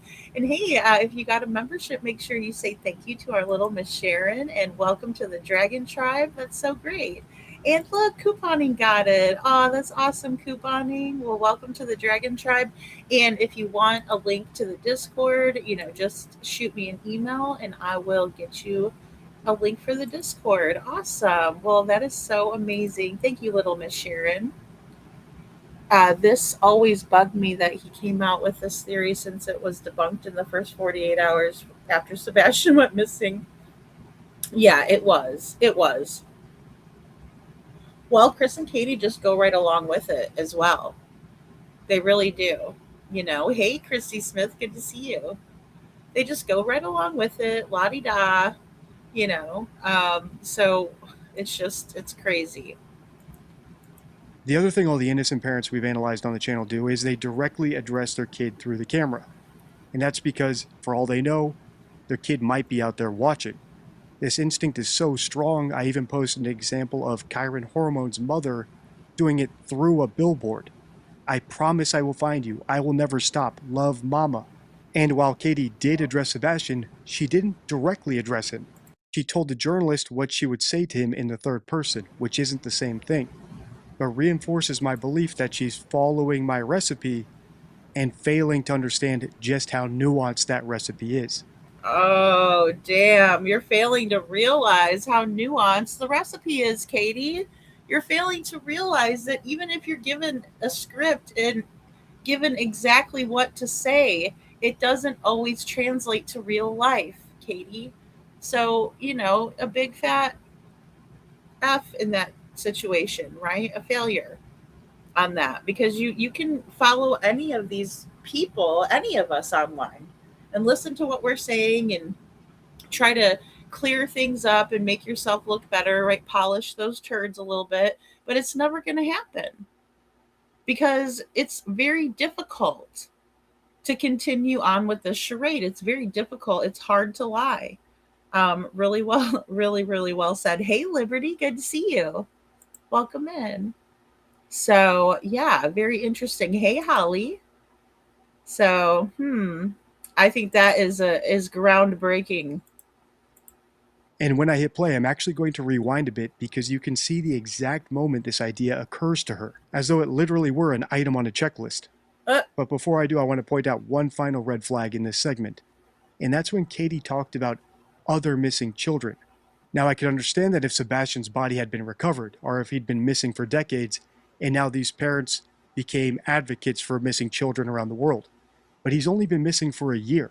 So the last thing I would expect her to do is basically encourage volunteers to move on to other cases. Duh. All right, let's keep listening and pay attention right when I hit play. And I want to encourage people to keep helping and to keep bringing awareness, not only to our son, but to all of the missing children, because they all deserve to go home.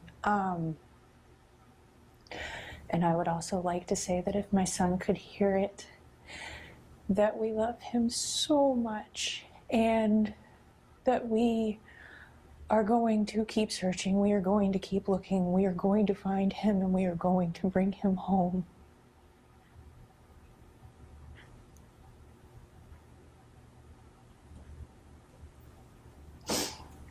Describe your hope right now.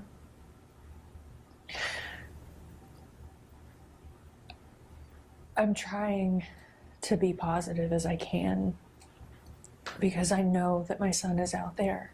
I struggle to find words to even describe how it feels anymore, because it's a living nightmare, to be honest with you. But at the end of the day, it's not about me. It's about the fact that Sebastian is out there and that we are looking for him, and we're going to keep looking for him, and we're going to keep praying to God that he is okay. And we're going to bring him home.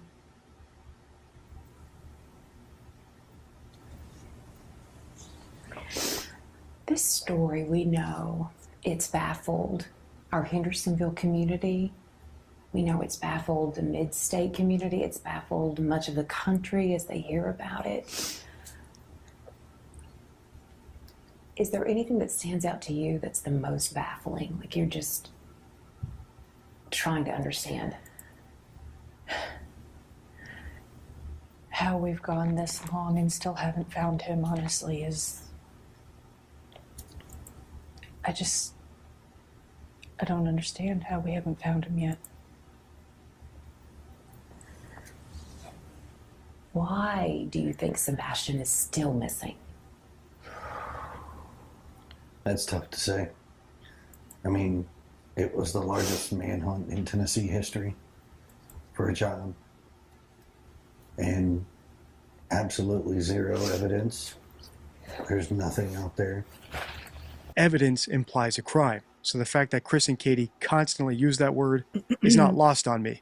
And it's definitely not lost on my subscribers either, because many of you have pointed this out in the comments of my last few videos. But what's even stranger is the fact that they say there is no evidence, because as I showed you in the intro, the most recent update from their own private investigator is that there might be evidence that Sebastian ran away.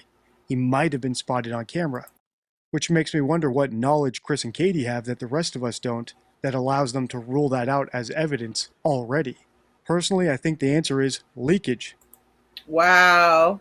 So I think that it could be leakage as well. And everybody thought it was strange. We all knew that it was BS, especially coming from, Steve Fisher. So really quick, I'll just read this off. So leakage: liars can unintentionally reveal the truth through their choice of words, as it's challenging to suppress real memories while telling falsehoods.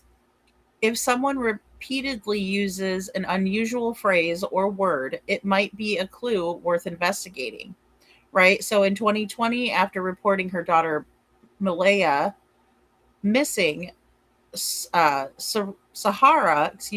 Irvin, described to the press feeling drained. Later, Malaya was found in a storm drain. The coincidence in Irving's choice of words, drained, and the discovery location of Malaya's body suggests a possibility of Irvin inadequately leaking hidden information about her daughter's whereabouts during their interaction with the media. Saying lying is hard, and that's because we always speak based on what we know, even if we're trying to be deceptive. So sometimes the fact that we know something can leak out through what we say. I'm not saying this is proof that Chris and Katie killed Sebastian or that they know he's dead, but it could indicate that they have some knowledge about what happened to him that we don't. Because I saw that video footage too, and I can't say for certain whether or not the person is Sebastian or not. To me, it just looks like a clump of pixels that could be anyone. Absolutely. Yeah, and I do think that the clump of pixels that we saw was actually someone, letting their dog out, taking the dog for a walk. You could tell that, especially once you enhance it, because I know we've talked about it here too, and other people have enhanced the video, and it's been debunked again by police, even though I know in this case it's not worth a whole lot, because a lot of the things that the police have come out and said were nothing were actually something, and vice versa. So it's been very, very difficult to follow, the investigation in Sebastian Rogers' case, because there's been a lack of an investigation, in my opinion. So. Zero evidence. There's nothing out there. Law enforcement's working due diligently. They are working hard over and over and over. We appreciate everything they do. I mean, it is an active investigation, so I don't want to go into it. But it is mind-blowing at the same time that... Yeah, and also it's mind-blowing that you're such a moron, Chris. But it's also something that we talked about last night is that, Chris is always saying nothing to see here, right? He's always saying that he can't speak on something because law enforcement told him not to. It's an open investigation, is what he's now saying. But up until this point, he said many, many times that he can't speak on it because it's something that would jeopardize the case. Law enforcement told him not to say it. So this is him doing, another rendition of that, in my opinion. So let me just back it just a little bit. It is mind blowing at the same time that it's been a year, and the amount of people that still don't know about this, it's unnerving, basically. It's unnerving to you that nobody knows about Sebastian being missing, but yet you decided not to spread awareness when you went out, and you never spread awareness, and you never do any vigils. You never attend any vigils. You're not passing out flyers, but you guys continue to talk about how Sebastian is not a well-known case, right? Sebastian's case isn't well known to the public, that there's many people that don't know Sebastian is missing. I find that odd that you and Katie continuously bring that up. And this is a year after Sebastian went missing. And then we see them 2.5 years after he's missing, just hanging out. And what Seth was doing at this moment, or around about the same time, was a live stream about his missing son. You're not in there supporting Seth's efforts or helping him look for Sebastian. You're refusing to do anything to look for Sebastian. So why are you saying it's unnerving, Chris? Because I agree with you that it's unnerving, but just not for the same reasons. Hey, Justice for Noog. Welcome in, guys. I see a couple of you guys coming in. So welcome in, everyone. So good to see you. Yeah. Sorry, guys. If I miss anybody, just holler at me. Be like, lady, I'm here too. So, or, drop a comment. But yeah, it's crazy, right? It's just crazy to me. And again, I'm going to continue to show that because they could be on YouTube talking about Sebastian. They have a bunch of different platforms that have offered them. And these platforms are large platforms, but they're choosing not to do that. Oh, now he looks over at Katie. And I know you both want to try to get the word out as much as possible, and that's what this story, obviously, that's what we're trying to do. No, they don't. No, they don't, Holly Thompson. That's a big fat lie, and you know it. They are not trying to get the word out about Sebastian. That is a bold-faced lie. You as well. There are many people who still do not know that you all have hired a private investigator. Oh, God. What can you tell me about the video that he recently has discovered and wants to share? I know this has been shared with authorities now. Yeah, why don't you ask the police, Holly, because they came out immediately and said that that wasn't Sebastian. So why are you bringing it up? Just because you have to have some sort of conversation with them? It has. This is involving... Or are you trying to cover it up too? Neighborhood that you live in. Mm-hmm. What can you tell me about that video? It's eye-opening to see that this is something that recently has surfaced, and it's been this long. It's just taken that long to find something. And what the video shows is kind of mind-boggling. We went from potentially not having a sighting to potentially having a sighting. And it kind of changes, like, wait a minute, now we may have something to actually work off of and move forward with and see where this goes. Exercise every avenue to its fullest. No It doesn't stone matter. unturned. No stone unturned. No stone unturned. Isn't that what Sheriff Snuggle Struggles was saying? We're going to leave no stone left unturned. Yeah, okay. Katie, you told me earlier. Oh, and by the way, I found out that Sheriff Eric Struggle Snuggles is going to be judging the pep rally with none other than the mayor Mayor Isbell. They're going to be judging a pep rally instead of looking for Sebastian. It's disgusting. You were determined to get to the bottom of this, to get to the bottom of that video. Yeah, absolutely. Anything. And who, a bunch of old fogies looking at the young girls in the pep rally, judging who does the best dance. Why don't you let a jury of their peers handle that and you go look for Sebastian, you sick son of a bitches? It could possibly be something that, in my opinion, it's disgusting. I forgot to share that with you guys today, but it just jogged my memory. No stone unturned. And Katie, you told me earlier you were determined to get to the bottom of this, to get to the bottom of that video. yeah, absolutely. Anything that could possibly be something that could lead us to him.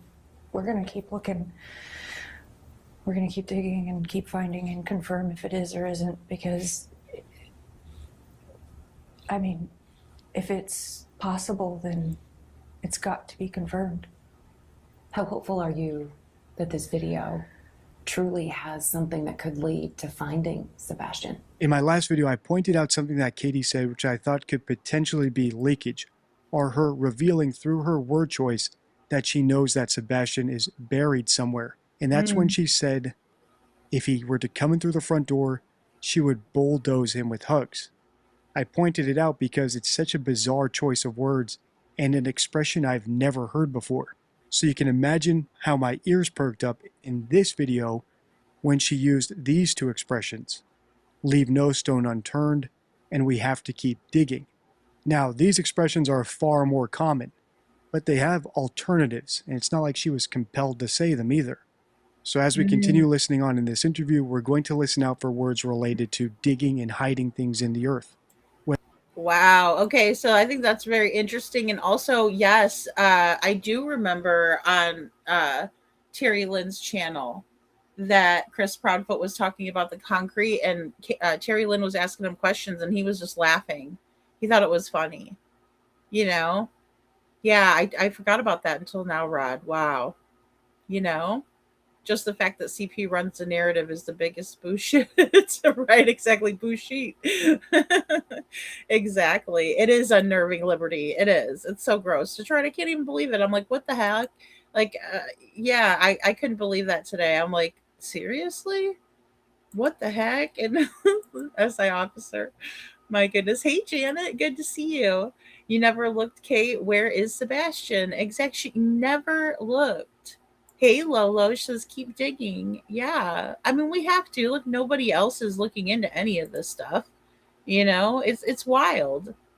TBI in Sumner County piss me off. Yeah, they do me too. They do me too, because it's like they don't need to be doing that kind of stuff. They need to be where they need to be, and that's looking for Sebastian. Maybe pull some overtime.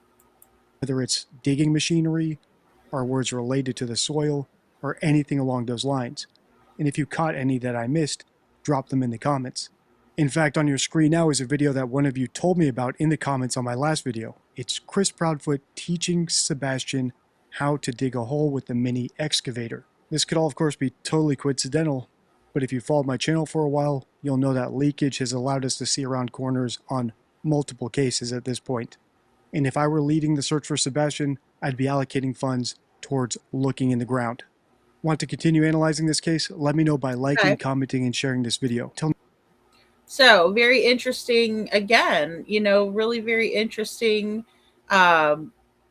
commentary. And, you know, I think there's some points in there, you know, that we've maybe discussed, and then some of them that we haven't. So I always enjoy watching Deception Detectives content. And like I said, he's got an entire Sebastian playlist that where he talks about Sebastian and you know, just his different takes on the case. So give me a second here, because we have a part 4, and this one's called they hit rock bottom. Okay, this one's called They've Hit Rock Bottom. Give me a second to pull it up here. And I would have to agree again that they have hit rock bottom. So let's just go back. Sorry, gotta add here. Original request, just anyone that's willing, don't let him become forgotten. Don't let him become lost in the next story. Not to supersede other children, because they all deserve just as much, if not more, attention, because all children do. But I would say they all deserve just as much attention, if not more. Really, Katie? Oh gosh. And again, we talked about this last night. Katie saying that other kids deserve more attention than Sebastian. Just absolute. She can't be that smart. This is the thing that I mean. I get all the other factors, right? She's nervous, she's this, she's that, whatever. She is really not that smart. She can't be. To say something like that and to hear yourself say it out loud, really, Katie? Wow. I refer to my original request, just anyone that's willing, don't let him become forgotten. Don't let him become lost in the next story. Not to super. Why don't you not let him be forgotten, Katie? Isn't that up to you as his mom? Because you were out at the casino when you should have been spreading awareness for Sebastian. So again, this whole crap song and dance about how, oh, everybody needs to share his flyer and people need to spread awareness. No, you do, Katie. Take your own advice.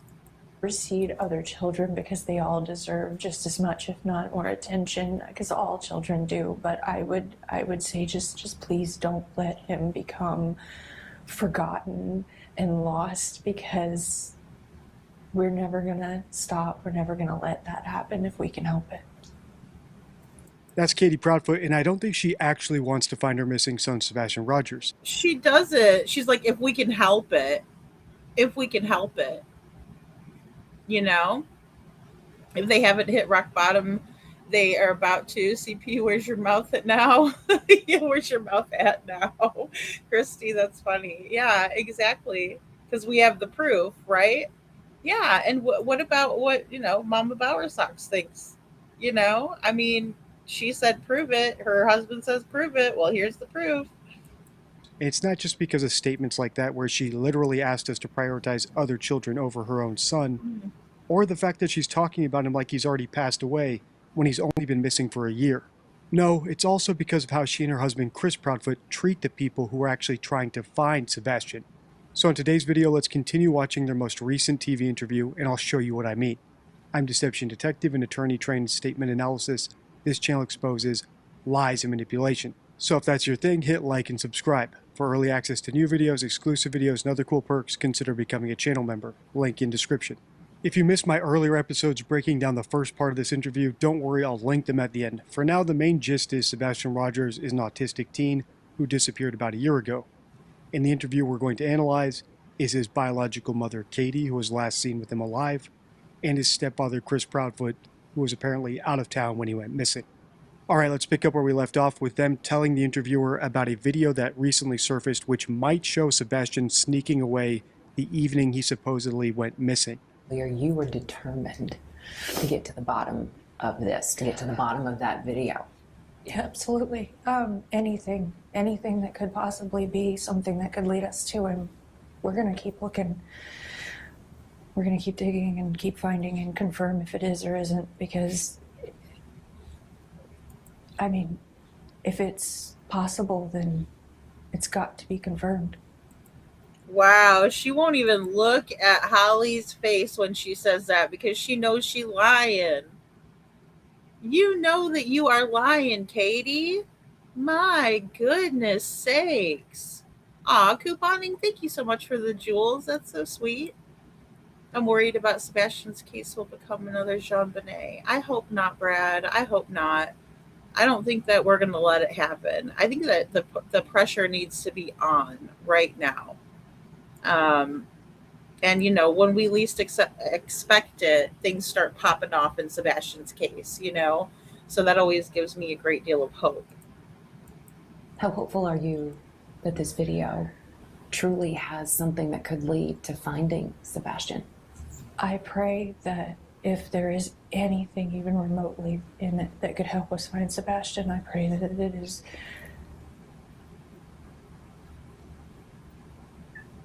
I don't know how to word it, but it's followed up and found out and confirmed one way or the other, because, you know, I mean, Yeah, I mean, I've seen the video. I know it's in it. It actually gives us more rejuvenated hope that we may actually be onto something. We just have to run it down. We've got to figure this out. Yeah, Chris, and why were you watching the videos from the neighborhood over and over and over again? Can you explain that to anyone? Why you would be watching that footage over and over and over again? Because I find that to be really, really odd, and I find that to be really creepy. Not that I don't find you to be odd and creepy on your own, but I find it a little extra from you, Chris. It's ridiculous. Aw, thank you, Couponing, for the green hearts. You know? Indeed, she is lying. Rod says, indeed, she is lying. I agree. Oh, I know. I know. It is crazy. It is. Well, he does have a PI, but I don't think they follow them. I don't know though. I don't know. I can't say. So, but yeah, I think that the FBI needs an agent, trying to figure out what the hell these two are up to at all times. It's just, it kind of reminds me of Brian Laundrie. It's like, don't let him get out the house. And with law enforcement doing what they can, and with the help of like TBI, the FBI, all of that. I mean, I believe Secret Service was involved in the beginning. Maybe they can look at this video as well.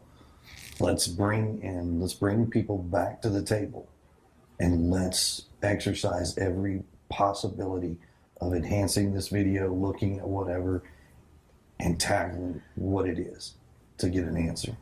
It sounds like Chris wants all the help he can get analyzing that video, but his actions say otherwise. As I said in the intro, the Proudfoots say they want help, but when someone actually helps them, it's a different story. Mm-hmm. The best known example of this, of course, is Dog the Bounty Hunter, who volunteered his services, but has only been met with resistance from the Proudfoots. But when it comes to the video, there actually is someone on YouTube who's been breaking down all the videos related to this case in great detail, and that is YouTuber Mob Crew. And just like Dog the Bounty Hunter and everyone else who's been working for free to try to figure out what happened to Sebastian, Free. Chris isn't very grateful.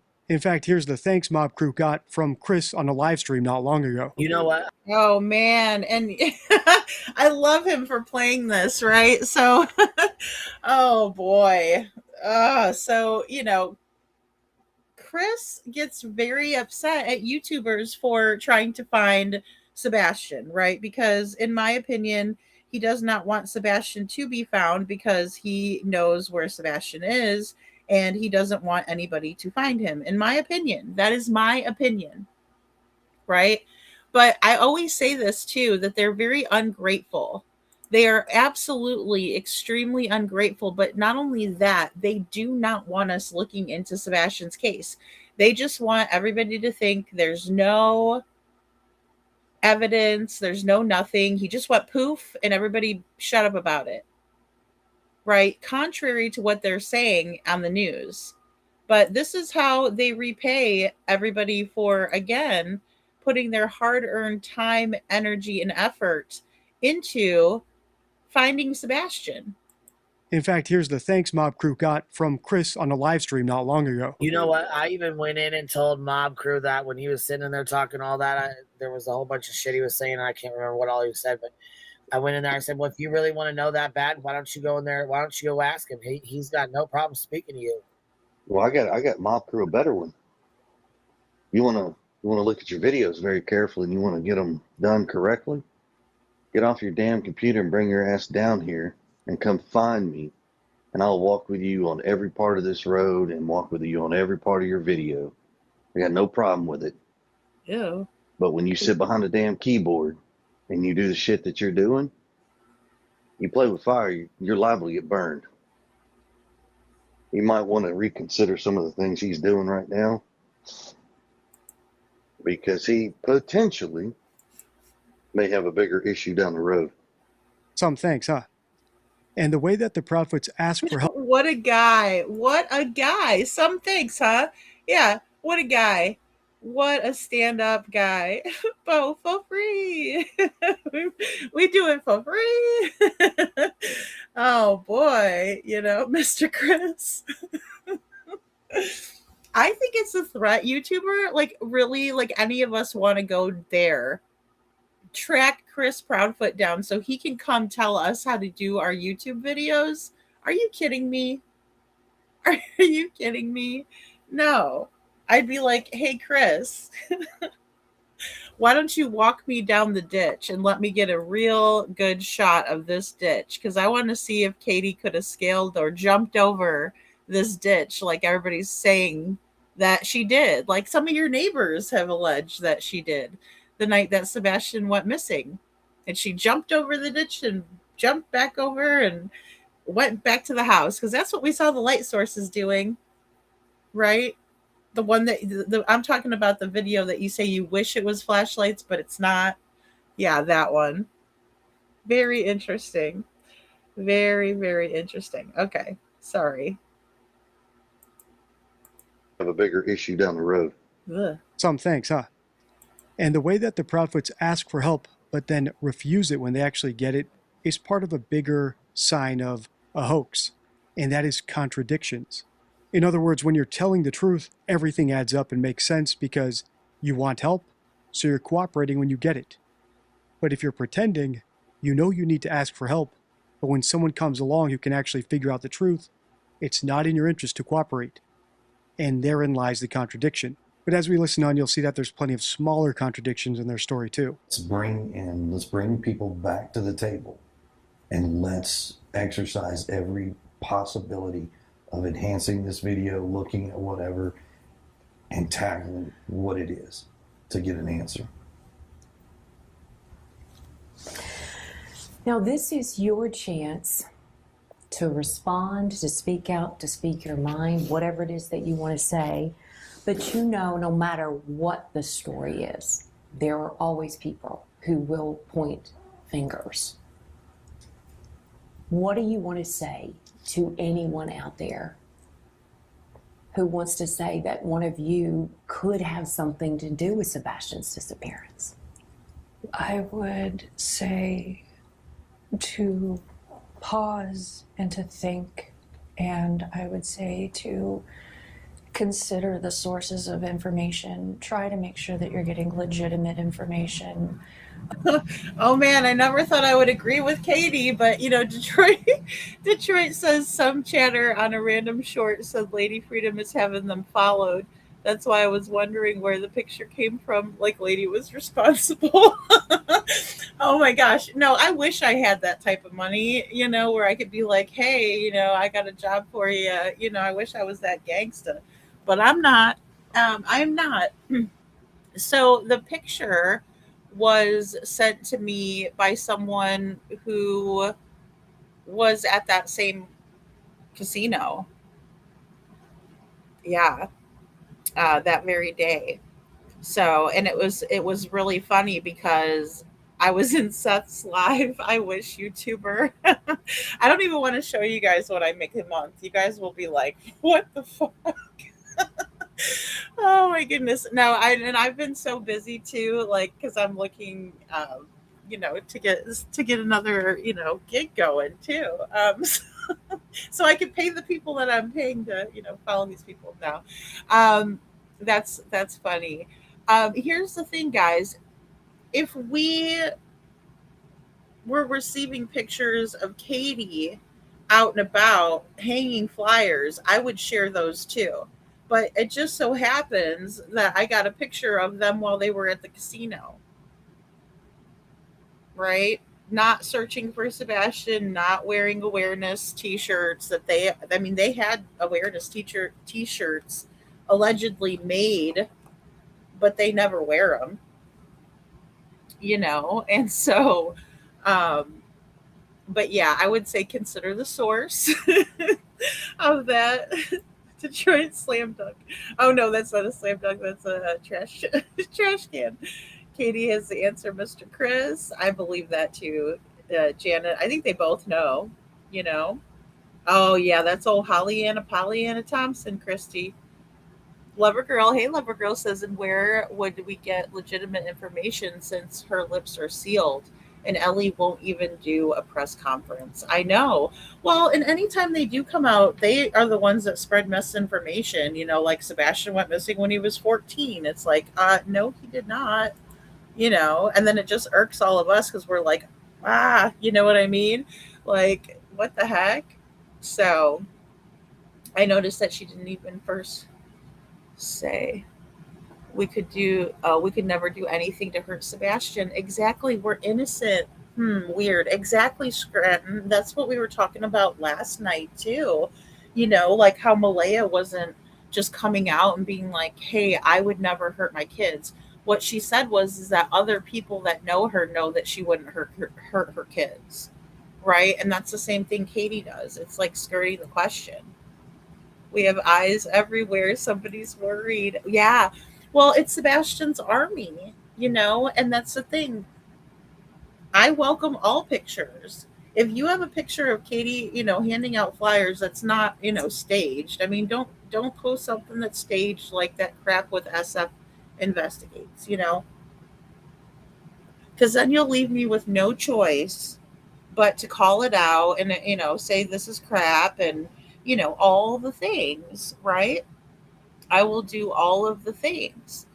But if it's a legitimate picture where somebody snaps them, they don't know, and they're like, look, she's searching, she's doing this, then of course I'm not going to be horrible. I'm not a shit. But I also have to call it like I see it and say, you know what? No, I don't think so. In my opinion, they're not searching. In my opinion, they're at the casino. Because the first picture that I saw, or the first picture that was sent, um, it was interesting because I couldn't tell if it was him or not, because he does look like different in the one next to Katie, but then I'm like, wow, that looks exactly like Katie though. So that kind of, solidified, but then I scrolled up to the first picture, which was the middle one, right next to the night court. And that's just the blown up version from the other, one all the way to the far left on the screen. And I'm like, oh my God, that is Chris, because that's how he sits, right? He sits with his hands in between his legs, his legs,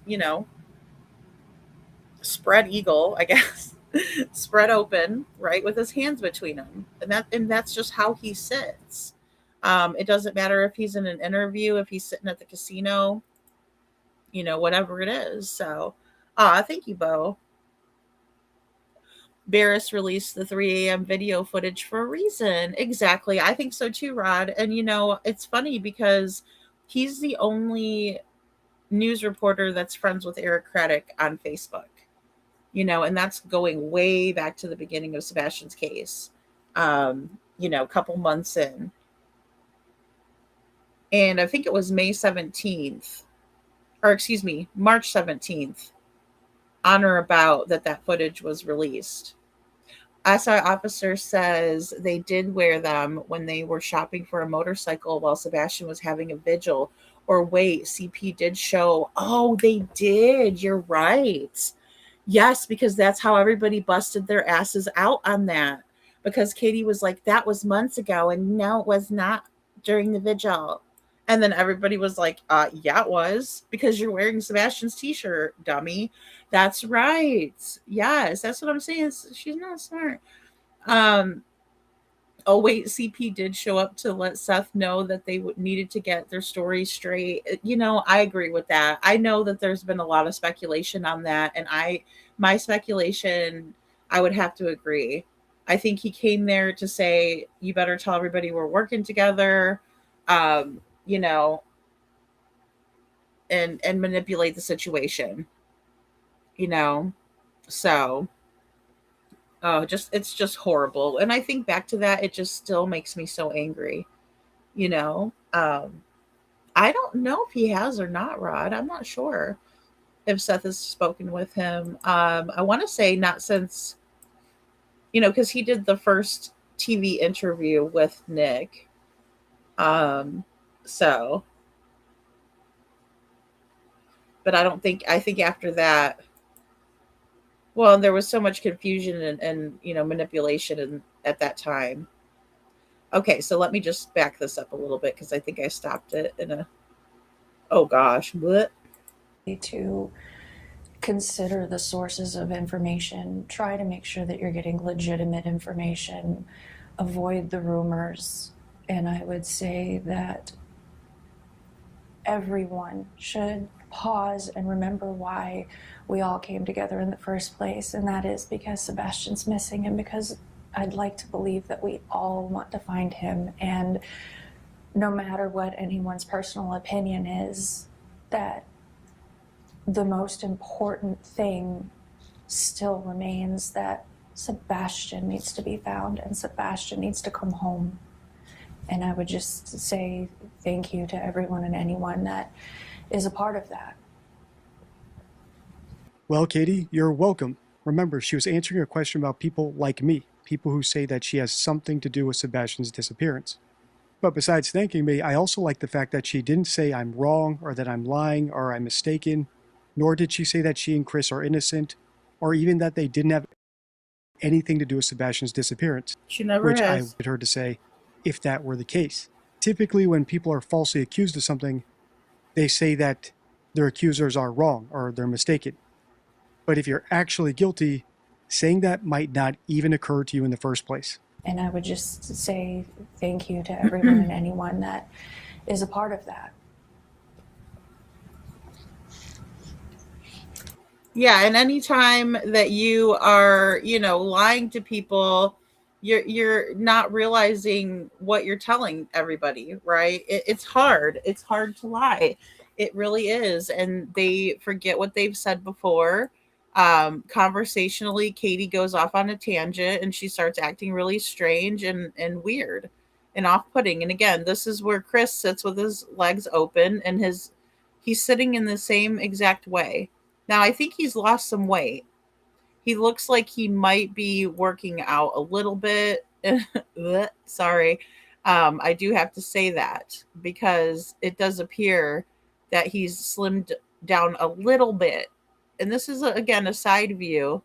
Chris here and Chris on 8/7/26, about a week ago. So, yep. To me, it's obvious. So let's say Sebastian is listening when this is running, and he hears you, he sees you. What do you want to say to him? I would say that I love you so very much and that I hope that you're okay. And I would say that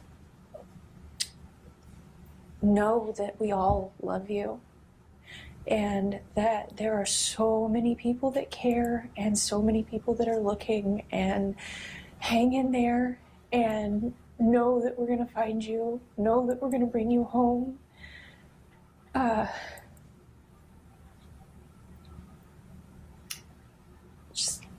miss him so much. Oh my gosh, I miss him so much. You're supposed to be talking to Sebastian. You're supposed to say, Sebastian, I miss you so much. I miss you so much, Sebastian. Please come home. If you can hear me, call me. Oh, yeah, wait, she changed her number. Can't do that. Yeah, I don't know if it's the same hat. You know what? I meant to look into that to see what kind of a hat he was wearing, like to zoom in. It's got like a little tree on it on the side. Let me see here. Yeah, because I meant to zoom in on that and I haven't because I've been too busy researching his alibi over there. Let me see here if we could get back to Oh yeah, it's the same freaking hat, Detroit. I don't even have to zoom in.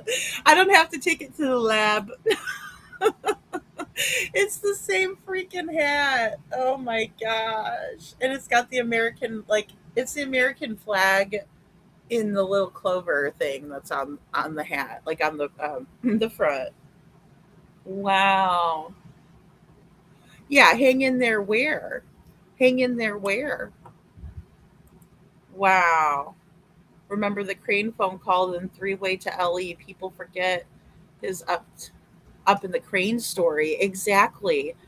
Well, exactly, Rod. And we're going to get into that some more too, because obviously, once I go down one rabbit hole, I end up going into the next one, and there's no freaking end in sight because that brings us to from his alibi not being confirmed to his story, the crane story. He's told different versions of it, and then when YouTubers went out there like Bullhorn Betty or Silver's on the Scene, who he's not happy with either one of them either. He's not happy with me. He's not happy with Mob Crew. He's not happy with Betty. He's not happy with Silvers. He's not happy with any of us, right? Because we're not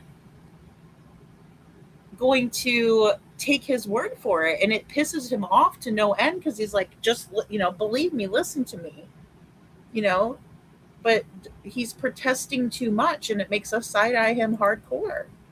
Oh, they're thick as thieves. They're thick as thieves. Two peas in a pod. Yeah, justice for Sebastian is right. Justice is for Sebastian. When is he coming back? Right? The freaking crane. The freaking crane. And the thing is Betty went there and showed us. She was there on location and showing us that area. Right there. There's little Betty and then the big buildings and the big ass cranes and everything. And she showed us and she talked to them. And they don't start before 7. So how could he already have been in the crane, operating the crane by himself? No.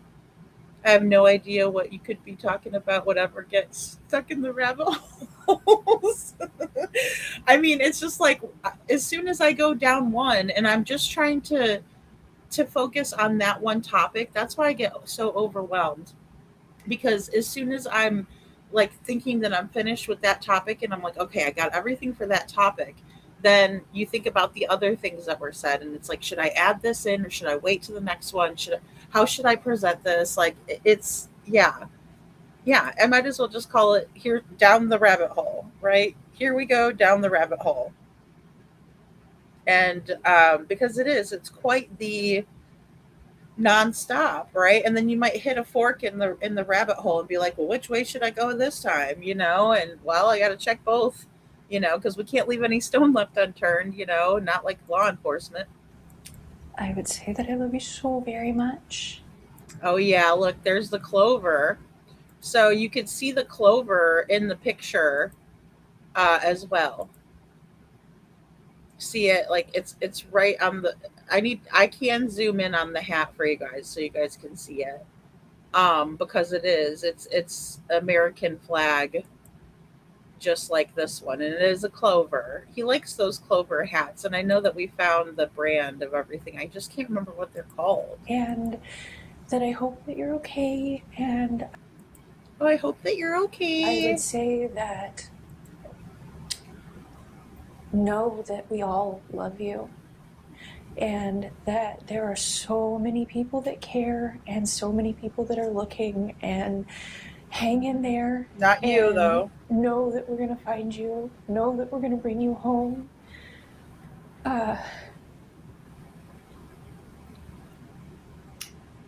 Just, I miss him so much.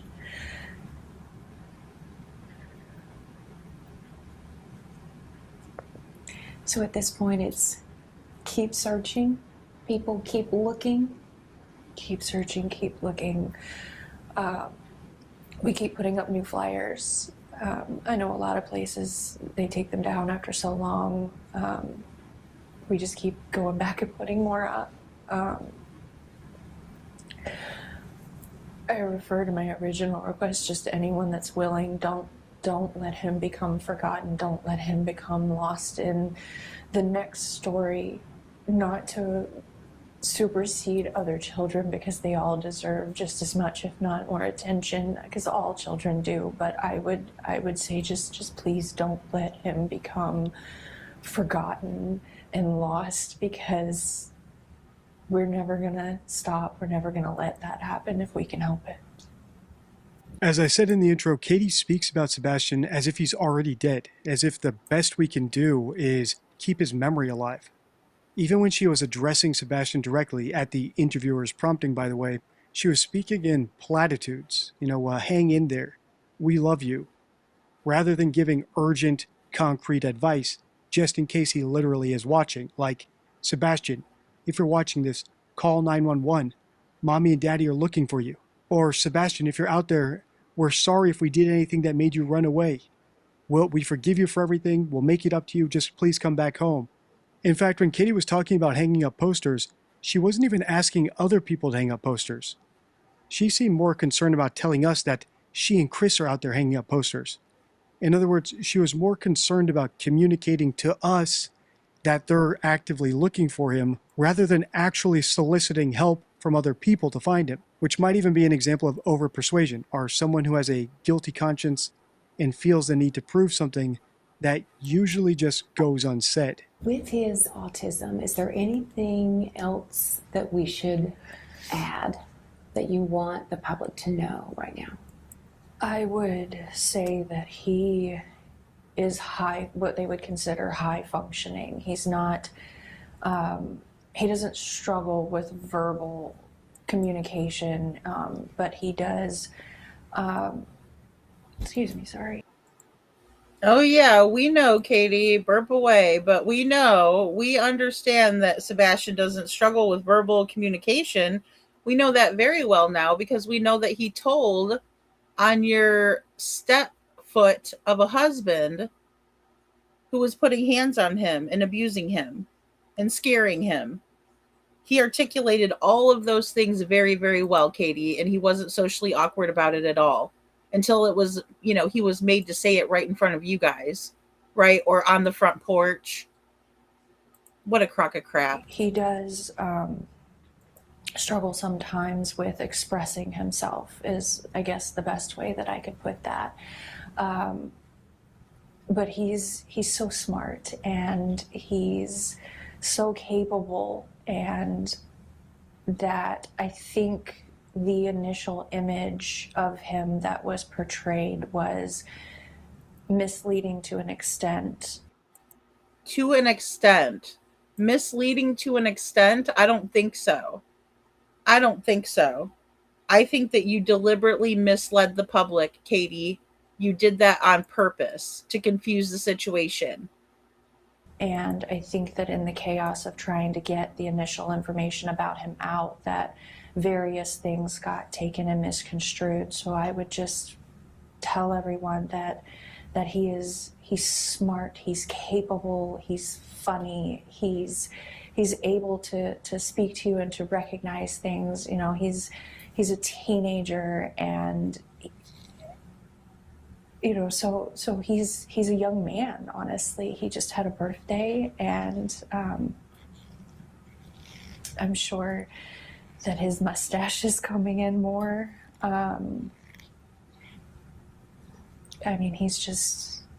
He really is a good kid. What do you miss most about your son? Oh, God. I miss his smile. I miss his laugh. I miss going and doing fun things with him. I miss taking him to get a haircut and him saying, "Mom, feel my head." I miss cooking dinner with him. I miss game nights. He would play Uno until the sun came up if you let him.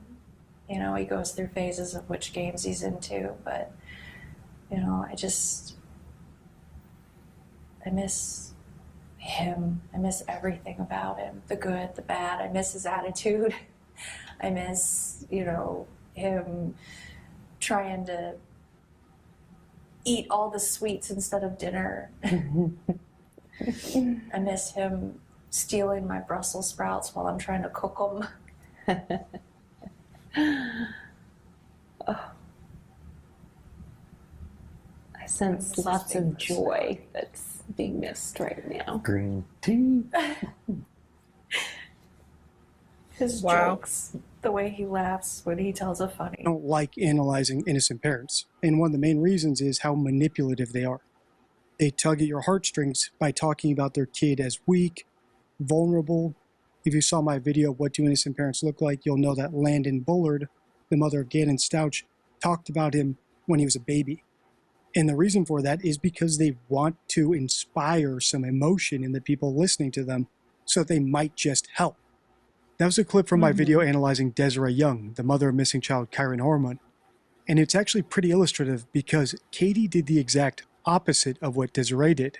Rather than telling us about how urgent it is to find Sebastian and how weak he is or vulnerable, instead she told us that he's a teenager who is starting to grow a mustache. If I were a volunteer and I had to decide where to allocate my time and resources, would I choose to help Kyron Horman, who sounds like he really needs the help and it's very urgent, or Sebastian Rogers, who his mother painted as pretty capable of handling himself and may have possibly run away? After all, he's a 16-year-old with hormones and a mustache. I think the answer is clear. In fact, the answer is so clear, I wonder if this is yet another subtle attempt from Katie to push searchers and volunteers onto other cases and to simply move on from Sebastian. Let them get along with their lives. Quit prying into them.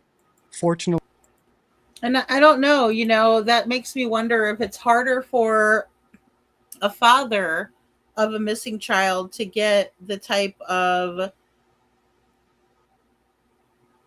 empathy that it requires for people to get out there and help. I think Seth is doing a fantastic job, but this just made me think of something there, when we don't see the mother out there and she doesn't think that there's any, sense in going and looking for her missing son, and she makes these comments like this, it does make you wonder. It just makes me wonder. So, yeah, that's interesting. for Sebastian and unfortunately for the Proudfoots, I don't think my audience has any interest in moving along anytime soon. If you want to continue analyzing this interview, let me know by liking, commenting, and sharing. Neither does my audience, apparently. And I appreciate all of you guys being here and, being so, vocal in the chat and letting me know your thoughts and feelings on this, because this is, going over all of this again. It's different when we know what we know now. Hey, Kylie Ray, good to see you. How does Sumner County sleep at night? Really, the abuse is a crime. They just ignored it. I agree, Rod. I don't know. I don't understand it. Only the fact that they are covering their own backsides, in my opinion. Hey, Jenny. So, what was she saying to him at the Texas Roadhouse when he shakes his head and looks down? I know. I wonder the same thing. And Detroit, all of his responses, all of Sebastian's responses seemed to come from a place of either, an I don't know, or, just more of a negative, like shaking his head no, or an I don't know, and then his head did go down and he looked very defeated. He looked very defeated at the table after the conversation was over with.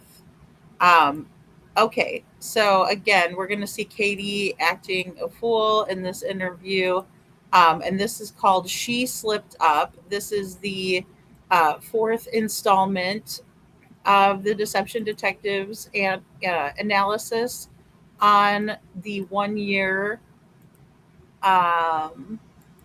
interview with Chris and Katie Proudfoot about their missing son and stepson, Sebastian Rogers. So let me just pull this in really quick and we'll get us started here. Green tea. Oh, God. His jokes, the way he laughs when he tells a funny. He had this half gallon of green tea that he had gotten from the grocery store, and he thought of this joke and he ran in the kitchen and he grabbed a green cup and he was like, "Mom, green tea." That's Katie Proudfoot telling a journalist about her missing son, Sebastian Rogers, but you'd be forgiven for not knowing that based on how much fun she seems to be having. After all, even the journalist said that she could sense joy. So in today's video, let's continue watching the rest. Oh yeah, she's acting like she's having a blast, but she's supposed to be there to talk about her missing child. You know, when Seth was talking about his missing child in this lawsuit, you know, he was absolutely in pain and sorrow. And it's not something that any of us like to see, but it's what we would expect to see. And that's what the big difference is, in my opinion. Of this interview and spotting all the red flags. If you're not aware, this is my fourth video analyzing this interview. If you haven't seen parts 1 through 3, don't worry, I'll link my playlist at the end. I'm Deception Detective, an attorney trained in statement analysis. This channel exposes lies and manipulation. So if that's your thing, hit like and subscribe. For early access to new videos, exclusive videos, and other cool perks, consider becoming a channel member. Link in description. As I said, we're going to be wrapping up the interview and then looking back at their most bizarre statements from earlier parts of the interview. So before we grab our deception decks and start analyzing, here's a quick recap of what I mean by that. On your screen now is a leakage card from my deception deck, if you want the entire breakdown. But the gist is that liars can unintentionally reveal the truth through their choice of words. If someone repeatedly uses a bizarre phrase or word, it might be worth looking into. Like all the cards in the deception deck, I've included a real-world example. But if you've been here for a while, you'll know that we've used leakage in multiple true crime cases now, and even when we look back with 20/20 hindsight, the leakage is apparent. All right, without further ado, let's pick up where we left off. Oh. I sense lots of joy that's being missed right now. Green tea. His jokes, the way he laughs when he tells a funny. He had there's a video that I put out that he was being goofy, and he had this like half gallon of green tea that he had gotten from the grocery store, and he thought of this joke, and he ran in the kitchen and he grabbed a green cup and he was like, "Mom, green tea." And it was just so funny, and I was just like, "Dude, hold on, you gotta do that again." And I grabbed my phone and I was like, "You gotta do it again." And he was like, "Green tea." And he was just like, it's not in the video, but he was just rolling because he just thought it was the funniest thing ever. And He's got some quirky one-liners. oh God, he was getting he was getting to where he had some good ones. Sounds like a great sense of humor. It was definitely developing. He was coming into his sarcasm. Oh yeah, guys, I also want to just point out that in the paperwork that was recently filed by Seth Rogers, it is alleged that this guy right here, you know, that's pretending like he's just reminiscing in the fondest way about Sebastian, was the one that was, well, it's been alleged by all the neighbors, right? It's been alleged by the neighbor that spoke to CPS, DCS in Tennessee, that this guy, Chris Proudfoot, Sebastian's, not his stepdad, his stepfoot, hated him and wanted him dead. Hated the child is the direct quote is, hated the child and wanted the child to die. Just so everybody remembers that this is the guy that we're talking about here. It's definitely developing. He was Mr. Green Tea. coming into his sarcasm, you know. And then talking about Sebastian and his quirky one-liners.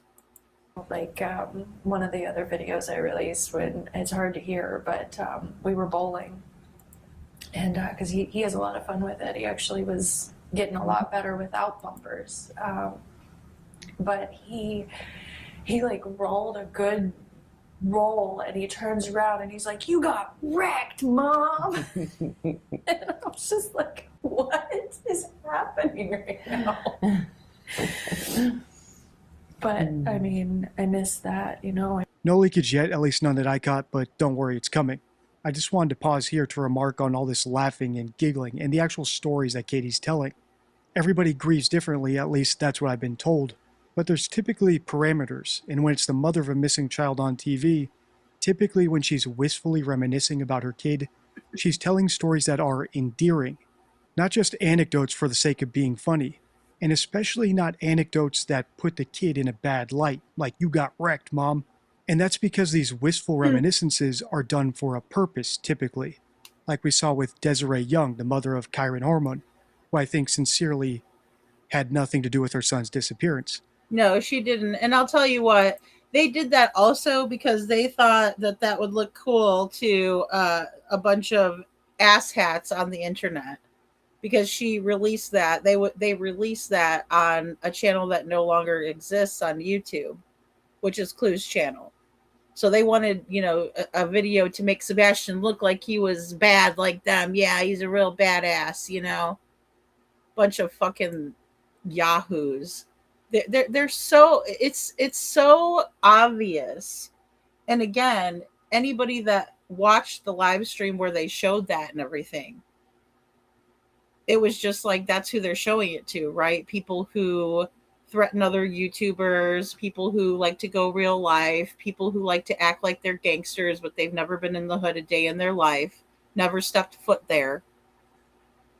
I mean, those kinds of people, and it does make you wonder where his belt is, Rod. It does. Awful.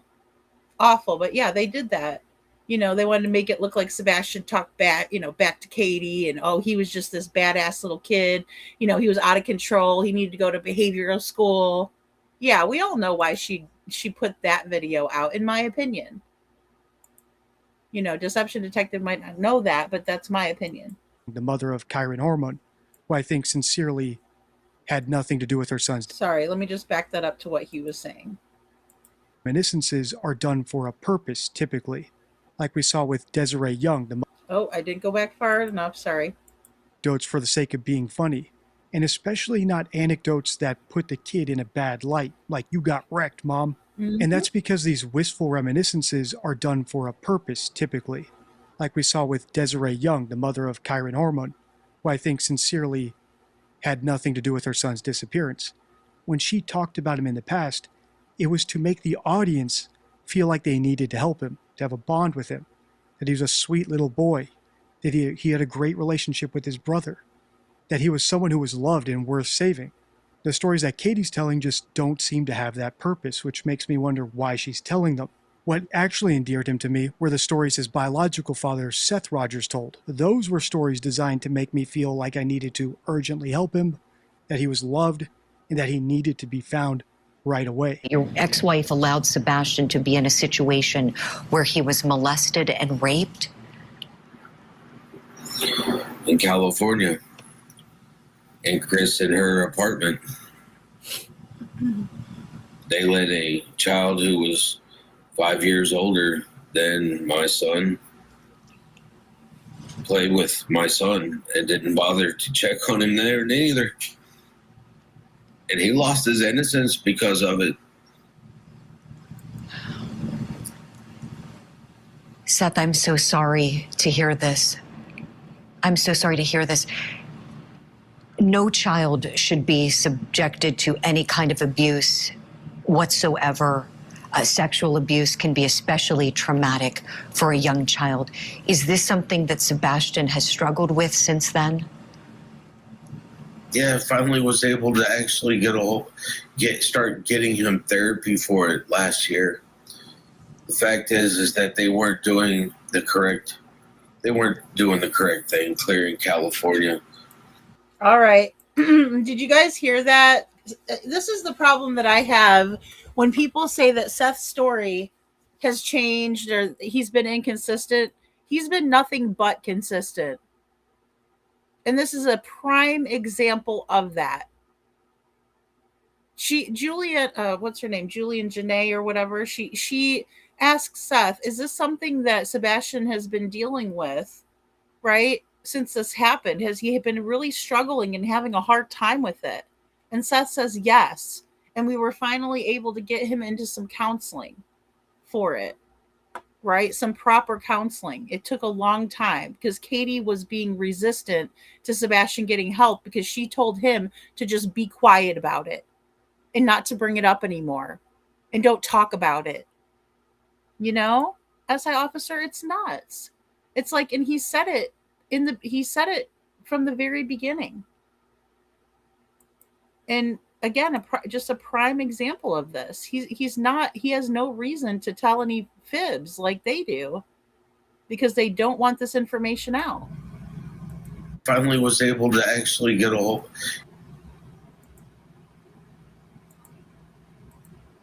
No child should be subjected to any kind of abuse whatsoever. Sexual abuse can be especially traumatic for a young child. Is this something that Sebastian has struggled with since then? Yeah, finally was able to actually start getting him therapy for it last year. The fact is that they weren't doing the correct thing, clearing California. And it's just last year finally getting him help, because he's a victim. And now I'm finding out not only was, he was a victim of that, he's a victim of not getting the help he needs. And, I've listened to some of their podcasts where they make fun of him, make fun of his dancing. Chris obviously has this thing about corporal discipline with him. And it's just... Chris obviously has this thing about corporal discipline with him. Tell me that Seth has said anything different from the beginning. This is why he didn't want to deal with having to get on the same page as Chris and Katie, because they were so far. They weren't going to get on the same page. They were in opposite books and completely different stories in a completely different genre.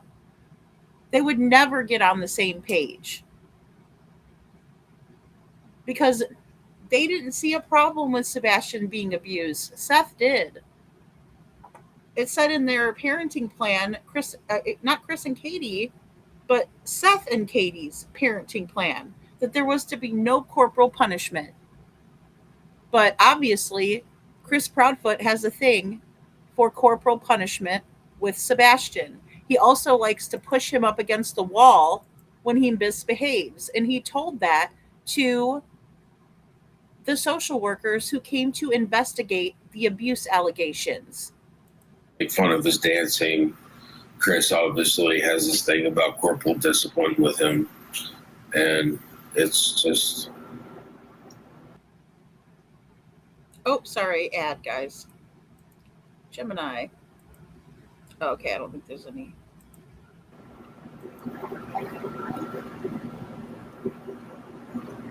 It's not good. Seth, I'm so I sorry. need to find my son. Right. And he's going to need extensive therapy now to put him back on the right track. The contrast is unmistakable. One paints him as a boy who can take care of himself and is brash. The other as a victim who needs help.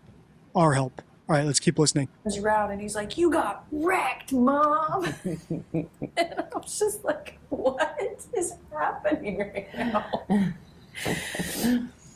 And why is she leaning back looking up at Sebastian? Sebastian's shorter than you are, Katie. So why are you looking up at him? Oh, she is such a weird person. She is completely strange. I mean, look at her. Mom. And I was just like, what is happening right now? Wow. But I mean, I miss that, I miss being able to hang out with him, because he's not little anymore, which we had a lot of fun when he was little, but when they get older, you start being able to do different things with them, and game nights are, God, they're a blast sometimes. She said, God, they're a blast sometimes. God, they're a blast sometimes. Wow. I mean, I can think back to when I would do game nights, and they were always very fun, and it was something that we enjoyed doing, and we did it all the time. But for her to be like, well, sometimes it was fun. They were a blast sometimes. I mean, it's just so not genuine, Katie. You're so fake. And everybody can see right through you. The jig is up, sister. The jig is up. You might as well just go and turn yourself in. Sir, God, they're a blast sometimes. We didn't have pool days this year. Pool days? It's big in the summer. Oh, you did pool days, but it's not, at the pool, right? It's taking a pull on a casino, on a machine. You can tell I don't gamble. It's taking a pull on a slot machine, huh? Not a pull, but a pull, right? You win a pool, a betting pool. Interesting, Chris. Interesting. I wonder how many times they've been at that casino. I wonder if that's a regular place for them. He loves to go to the pool as much as possible. Swimming. Swims. Oh God, he loves to swim. He's I don't know if I put that picture out or not, but there's one. And I also just realized this is a perfect side-by-side to do for anybody who doesn't think that that was Chris and Katie Proudfoot. This is a perfect one because, see, we all have unique ears. All of us have different unique ears. And this is a perfect picture that I can compare Chris's ears to. So, if anybody wants to do their own research on that, by all means. It was definitely Chris and Katie hanging out at the casino having a good old time about a week ago. Friday to be exact. It was the Friday that Seth was up talking about Sebastian and being so gracious as to do a question and answer live and answer every single question that was sent over to him. Wow. That I took of him, he has on this like giant, I think it was a flamingo, and he was just like just being a cool guy. Being a fun kid. For our viewers, before we end this, I guess your message for them is just keep hope alive. Remember him. Keep looking. Share his face, because talking about him is what we want to do, but we want to make sure that people know his face. We want to know that people know who they're looking for, and we would just ask that everyone just kind of be aware of your surroundings in general. You never know, and all it takes is just one person that could make a difference. And go ahead. Oh, sorry. She says, go ahead to Chris. She's like, go ahead. Right? Time for you to talk now, dummy. Don't fuck it up. I would say, if anything, constantly being vigilant, just looking out there, aware of what your surroundings are. Please, if you see something, call 911. Call TV. And do you see how he does that stare? He was doing that too when he was staring at the slot machine, right? Chris, you can't yell at the slot machine to make it give you money. I'm just going to let you know that. You can't mean mug the slot machine. There's no bullying the slot machine, okay? I don't mean to bust your fragile little ego. Don't mean to bust it, but the fact of the matter is that no matter how mean you stare at that machine, it's not going to just pop money out at you. You have to put your own money into it. Yeah. And I know you don't have a fucking GoFundMe, in your own words. Those are your words, not mine. I know you don't have a GoFundMe to do that with. I know there's a lot of other things out there, but we would encourage. It needs to be segregated, like just a single point. It needs to be segregated? Right back to law enforcement. That's where it needs to go. Anybody that sees anything, just report it. Please. Well, I saw you and I reported it. Do you feel that there's someone out there right now that knows something? They're just not saying it? It's hard to say until we can run down this video and figure out what we're seeing. I don't want to speculate. I don't want to. It's because it's an active investigation. I don't want to add any more Rumors. chaos. That's already. Oh, really? You know, it's kind of funny that you'll never come out publicly and speak about what was in the CPS records, or, you know, how about even just giving us an update? How about just going ahead and giving us an update about what your PI came up with here? You know? Because you haven't. You haven't. You haven't come out and told us anything. Now, the police debunked you right away, but you never came out publicly and said that that was nothing. You want everybody to think that Sebastian was walking around in the neighborhood and that he ran away, which is not true. Liar foot. Out there. We just want to keep this to the core, Sebastian.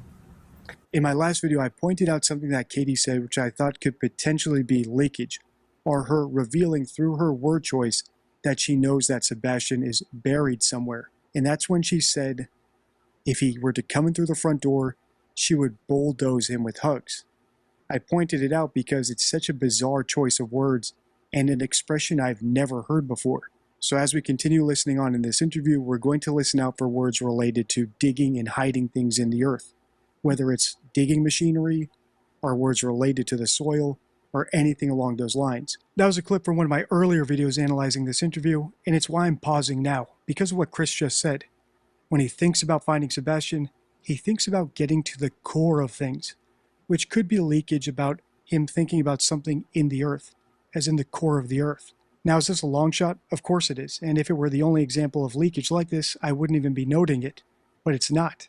As I said in that clip, when Katie thought about Sebastian coming home, her brain went to bulldozers of all things. And if I were to play the rest of that clip, I was pointing out two other things that she said, that they should leave no stone unturned, and that they need to get to the bottom of things. Again, on their own, these are nothing. They're common expressions. But enough drops make a river, so we're noting it. This to the core, Sebastian. Keeping hope alive. Yes. The Keeping search hope goes alive. on. We are hopeful and we are praying for you. Thank you. We appreciate your time. Thank you for talking with me. Thank you. Thank you. Which is to viewers. My message would be, first and foremost, thank you. Thank you for helping spread his flyer, his story. That's the end of the interview. So here's a quick montage of all the ground Well, and she said spread him, and I guess I never realized that until just now. Oh. and burial-related leakage we've caught in this interview alone. As I already pointed out, Katie said I would bulldoze him with hugs. She would leave no stone unturned, and they need to get to the bottom of things. In the comments, many of you pointed out that they said we are going to keep digging rather than some alternative like we're going to keep searching or we're going to keep looking. Others pointed out phrases Katie used like bottomless pit or even falling to the bottom of the social media feed. And one of my favorites, because it's such a long shot, when Chris talked about it being like Groundhog Day, which has to do with dirt and holes. This one really resonates with me as well because it contradicts what they said in another part of the interview.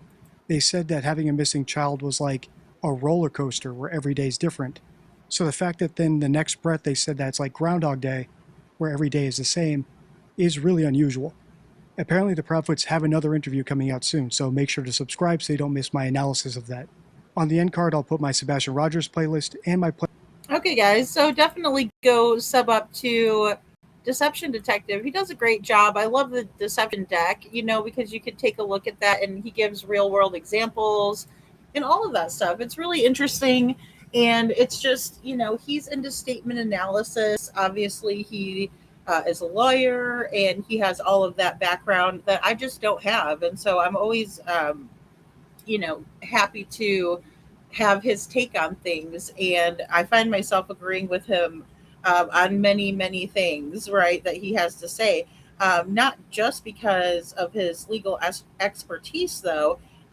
It's more than that. It's the fact that, you know, he comes up with some really good stuff that makes sense, and he backs it up with supporting evidence. Or he'll say, you know, I believe this because, or he'll say, this is why I'm saying this, and here's a clip. right? Stuff like that is extremely important, in my opinion, because it's not just someone getting up there and saying, "Well, I think they're guilty," and that, that's the end of it. No, what he's saying is that I think that they are being dishonest here and they're not being truthful, and here's why. Hello, Sonia. Good to see you. Hey, good to see ya. Manipulating morbid mommy. I know. I mean, it's like she has a lot of fun with it.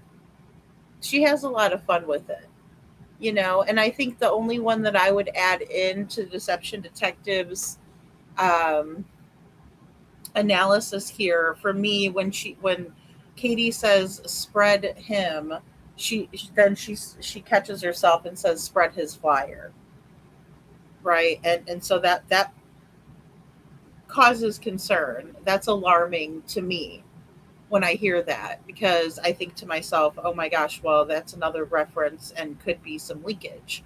Again, I don't know what happened to Sebastian. Um, I'm just praying that the truth comes to light sooner rather than later. He does not deserve to be out there. He does not deserve to be a statistic. He does not deserve to have his mother, being criticized by YouTubers because she can't get her story, right. She can't get it together. She can't get her shit together. Hey, Savvy Gamer. And hey, guys, I have not been able to check my email, just so you guys know. I am so sorry. It's just been so busy lately. Um, I've been busy with a lot of different things. Um, and again, mainly just trying to track a lot of these clips down in order for us to get into this alibi stuff, because I think the alibi is a good place to start, even though, chronologically we might want to start, or we might have thought about starting with some of the things Katie says, the fact that there was no cameras, but I still, wanted to get some of that research in as well, because there's a lot. I mean, everybody was talking about all of those subjects that are found in these filings, right? About Katie and Chris having, camera footage, as his ex-wife Nina said. You had camera footage, you had cameras, right, Christopher? Right? She's saying you had cameras, right? And it was like, okay, what happened to them? Everybody was talking about the fact that Katie works for Brinks Home Security, a security company who installs security cameras for homes and businesses. So, there's just so much to get into yet. Um, and again, I apologize for being so slow with getting all of this stuff out here. It's just been, again, just super busy, and then I want to make sure that I put it all into a good, format, so that way it'll be impactful, because there's a lot of people that are going to be coming into Sebastian's case that maybe have never really dove into his case before. He does, Diane, he does. And so I want to be able to, put out some really great examples and things that were said, in order for us to kind of paint that picture of what has happened and what has transpired. I'd really like to get some of the timeline details put in, to a more mainstream kind of video, where we can see the time frame of events. But again, with Sebastian, I just feel it necessary to really dive in and talk about some of the things that he was going through in California, some of the things that ended up in this court filing, some of the things he was still dealing with, some of the things that were hard for him to overcome and that he was working on. But above all, the fact that he was living in an abusive household where he could not cope properly. I mean, no one is going to do well in a toxic environment. If you already have gone through something traumatic or are going through other trauma, living with someone like Chris is not going to be ideal. And that's putting it lightly. It's going to add more layers of trauma. Good night, Rod. Thank you so much for being here. I really appreciate you being here. I appreciate all of you guys being here. And that's the thing. We have to keep on banging the drum. We have to keep on spreading awareness. We have to continue to put the pressure on, because that's the only way that anything's going to get done.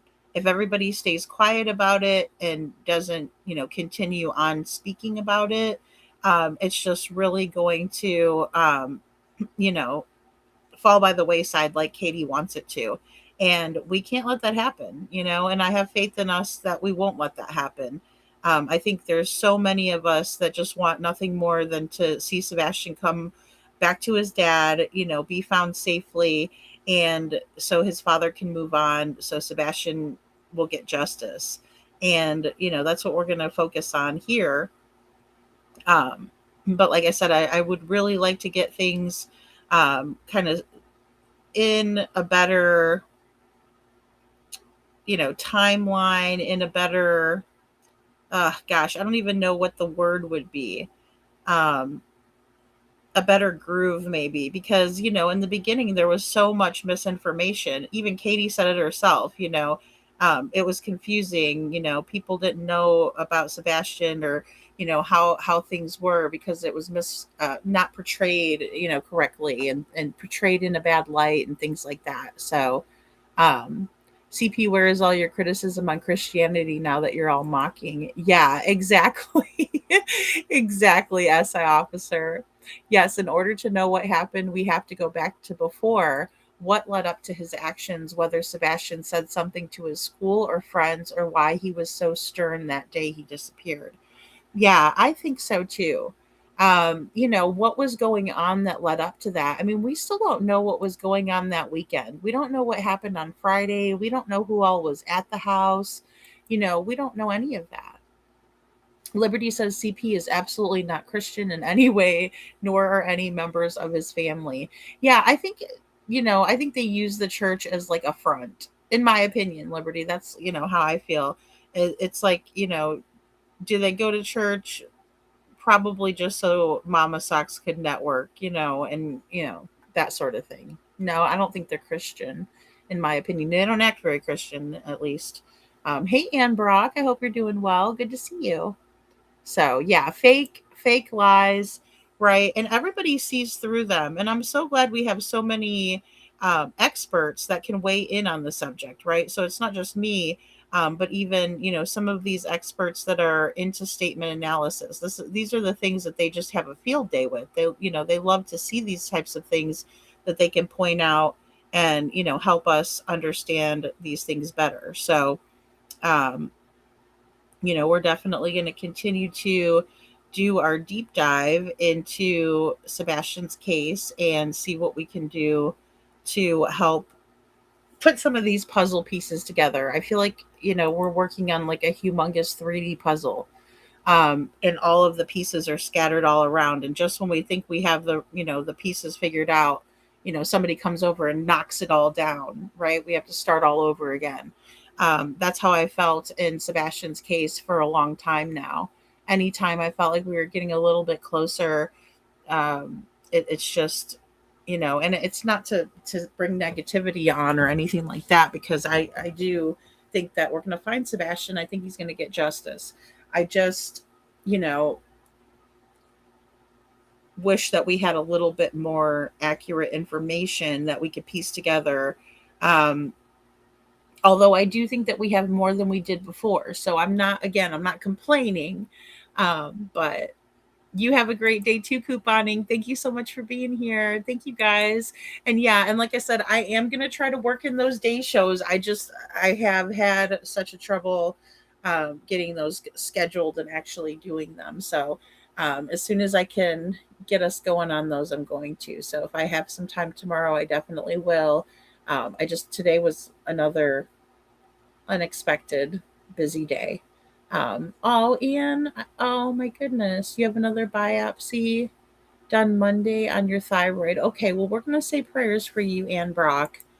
you're always in our thoughts and prayers too. All of our friends, our friend Gail and her husband, all of you guys. You know, that's all we can do for each other is pray for each other, whether it's good or bad, or otherwise. Just say, I hope my friend's having a great day today, right? Lord bless my friend.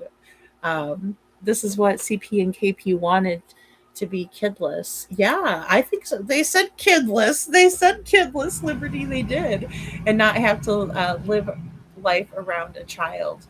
Well, they want to be able to do whatever they want to do, right? And I'm gonna say it is nice, um, having that having that liberty liberty, but having that freedom. But in the same way, it's like they would have had that had they just waited a little bit longer, right? So something had to have happened. This is another thing that I think very much about, is that I think that something must have happened that made it unbearable, right? Whether, with Chris being, how he said it's either him or me, right? It's either he's giving ultimatums. And I feel like that there's a very high possibility that the ultimatum was given and there was more urgency behind it. And our other friend Ava's here. Hey, Ava. But there's more urgency behind it because of something that happened. What was the straw that broke the camel's back? Because again, we can't forget that Seth was about to have Sebastian come live with him full time. So they would have been kidless, so to speak. I'm glad you brought that up, Liberty, because I have been thinking about that lately. This, why couldn't they have waited until Sebastian went to go live with his dad? Right? Did it have much to do with the fact that they were still going to have Sebastian every other weekend, or was there something that happened that was the straw that broke the camel's back and Katie finally said, you know what, Chris, you win. I'm going to go ahead and send Sebastian off. Um, I just, it really makes me wonder. And it's just, it doesn't make any sense to me either, so I think that's something that we can try to explore some more and see if we can't come up with something. I know you guys are super smart. So Liberty says, lady, they didn't want to have Sebastian every other weekend or holidays. See, that's, yes. So that is one of my top theories on that too. If I think about it, I'm like asking myself, okay, what is this, right? But yeah, I can see that, because even when Seth confirmed that, I can't remember if it was the last live with Justine or if it was the one where we were all on the panel. But when he confirmed that, it was like, okay, I had like a little bit of a light bulb moment. It was like, okay, so there was talk about, Sebastian still, you know, basically that the parenting plan was going to do a switcheroo, right? Where, hey, now I have Sebastian through the week and then you get him every other weekend, right? Because the arrangement was that excuse me, Sebastian was to go to his dad's every other weekend, and holidays they had arrangements for that too, right? And then it was also alleged that there was one holiday, or that the not one holiday in particular, it was Christmas vacation, that Chris's daughter came to visit, and instead of it being a holiday where they all spent it together, Sebastian went to his dad's house, and I believe that was the Christmas before he went missing. Right? So just about 2 months before he went missing, well, really to the date, if it's the 25th, right? Christmas, that they were like, no, he needs to go with you because Faith is going to be here. Right? So was Faith this, well, and I shouldn't even say, was she the one? She wasn't. It's not her fault, so I shouldn't say it like that in no way, shape, or form, even if it was something that factored in because of their deranged and twisted and sick selves, because that really makes me sick. And this is, where our brains are going to the horrible direction because of these people making us think horrible like this, right? But I mean, yeah, the weekends and the holidays are a big thing, and if she didn't want to have Sebastian, because okay, if Sebastian's coming this weekend and they all of a sudden have plans to go somewhere, then they can't go. So that makes sense. I just think they made up terrible things and told DCS Sebastian was doing things he never was. I agree with that. I agree with that too, Liberty, to make him look like a predator. And CP's mother has ties to, and friendships to the director and the top. Yeah, yeah, I believe that too. Top level people at DCS, and she got it all arranged under the table to place Sebastian somewhere. I truly believe this. I mean, that is my biggest theory, right? Because even though I will entertain a lot of other theories, it is my biggest theory that they were able to, because look, CPS just does whatever the hell they want over there, or DCS.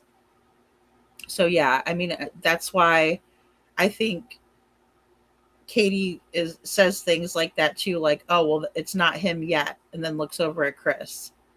That's a huge tell in my opinion. So yeah, that's what I'm praying for too, Bo. They wanted to completely cut all ties to Sebastian. And those schools are free. That's the thing too. Through DCS referrals, the state pays for that, and so does mental health dollars from Tennessee. You know? Has anyone heard from C's ex-wife lately? I'd be interested in dissecting that video now to see if it changes anything. Yeah, I mean, I thought about that too, Sonia, and I do want to put that up because I know somebody had sent it or given me access to it. Um, I'm just not there quite yet, but I think there'd be some, like, I want to take out all the excerpts where Nina, excuse me, Nina is recounting the abuse that she witnessed from her own, from Chris Proudfoot to her own children. The ones that are were her children from other relationships before they had their child in common together. So, because there was instances where, it's been alleged that Chris Proudfoot abused those children too, her little boy and her little girl. And her little girl remembers all of it. She remembers all of that stuff happening, and she's not happy about it. And we did read a post from her calling out Kathy Bowersox and saying, hey, I remember you telling me that you loved me and that you cared for me, and then all the while you're plotting and planning and scheming against my mother to take her baby from her. You and all of them, all the Foot Clan, right? So it is lawless, and that's why I'm like, I don't put it past them. Like, that's why I really started thinking like that, because for the longest I was like, am I a hardcore conspiracy theorist over here, or what is going on? Because it does sound wild, but in the same way it makes sense. It makes a lot of sense. I believe they did. Detroit, but I could be mistaken, but in my opinion they did. Yeah, Janet, I've watched a lot of docs on South Africa, and even our friend Tony Fire had sent me some info to look into, and it is lawless. It definitely is. They just do what they want to do, which is horrible, because you know the reason why we have laws, there's reasons why we do, right? Like, there somebody did something along the way and a law was created, in my opinion. And that's why they come up with those, with rules and laws, is because somebody did something at some point. People are like, we can't be doing that, in my opinion.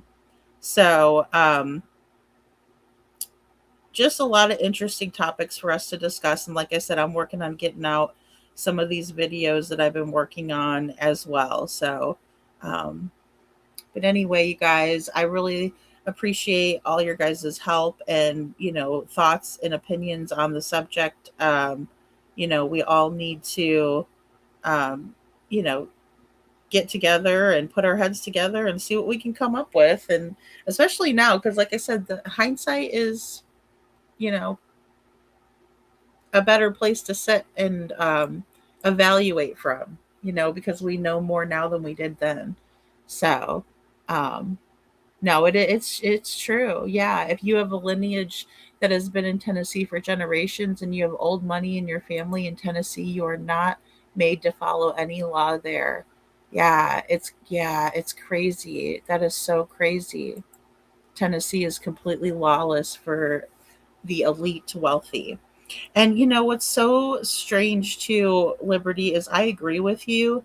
And I was really big into reading different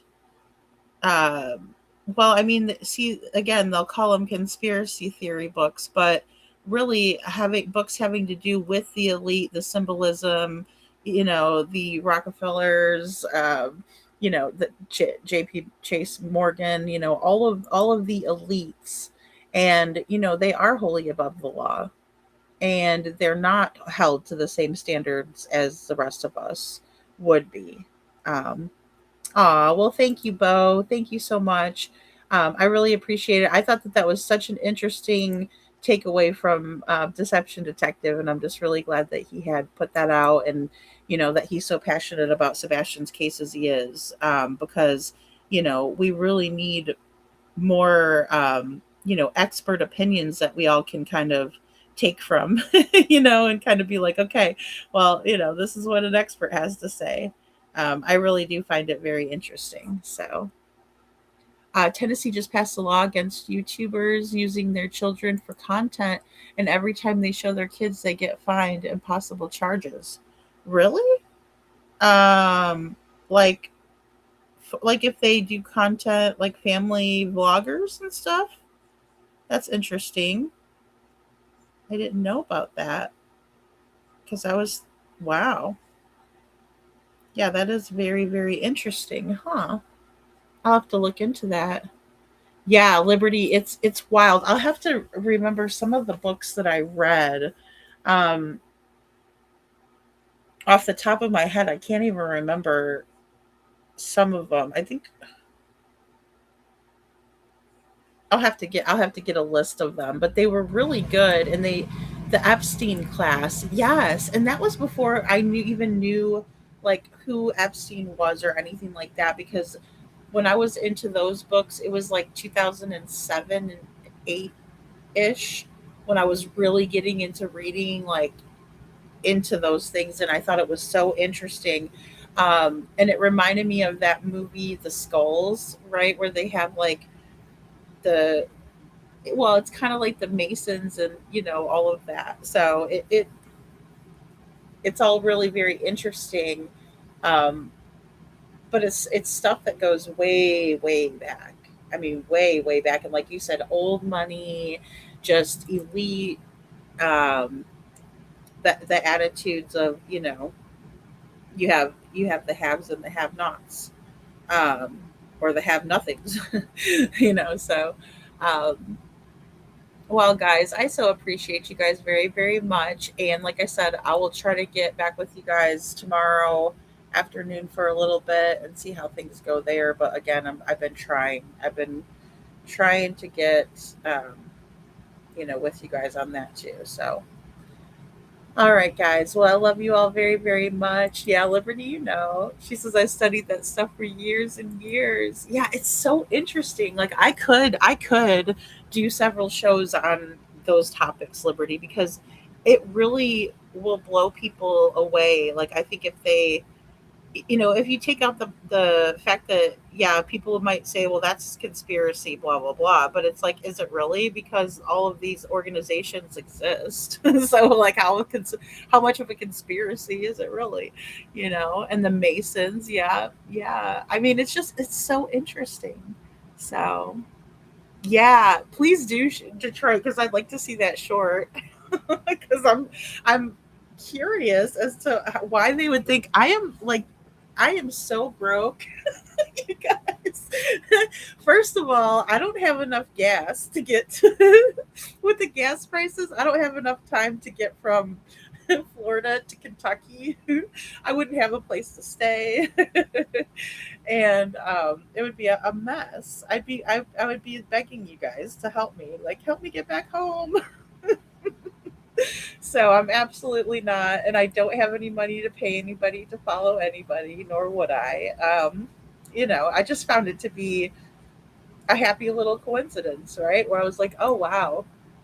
But mostly because I was like, well, where's Katie? Everybody's asking Seth what he's doing to find Sebastian, and it's like, where's Katie at? And then the next thing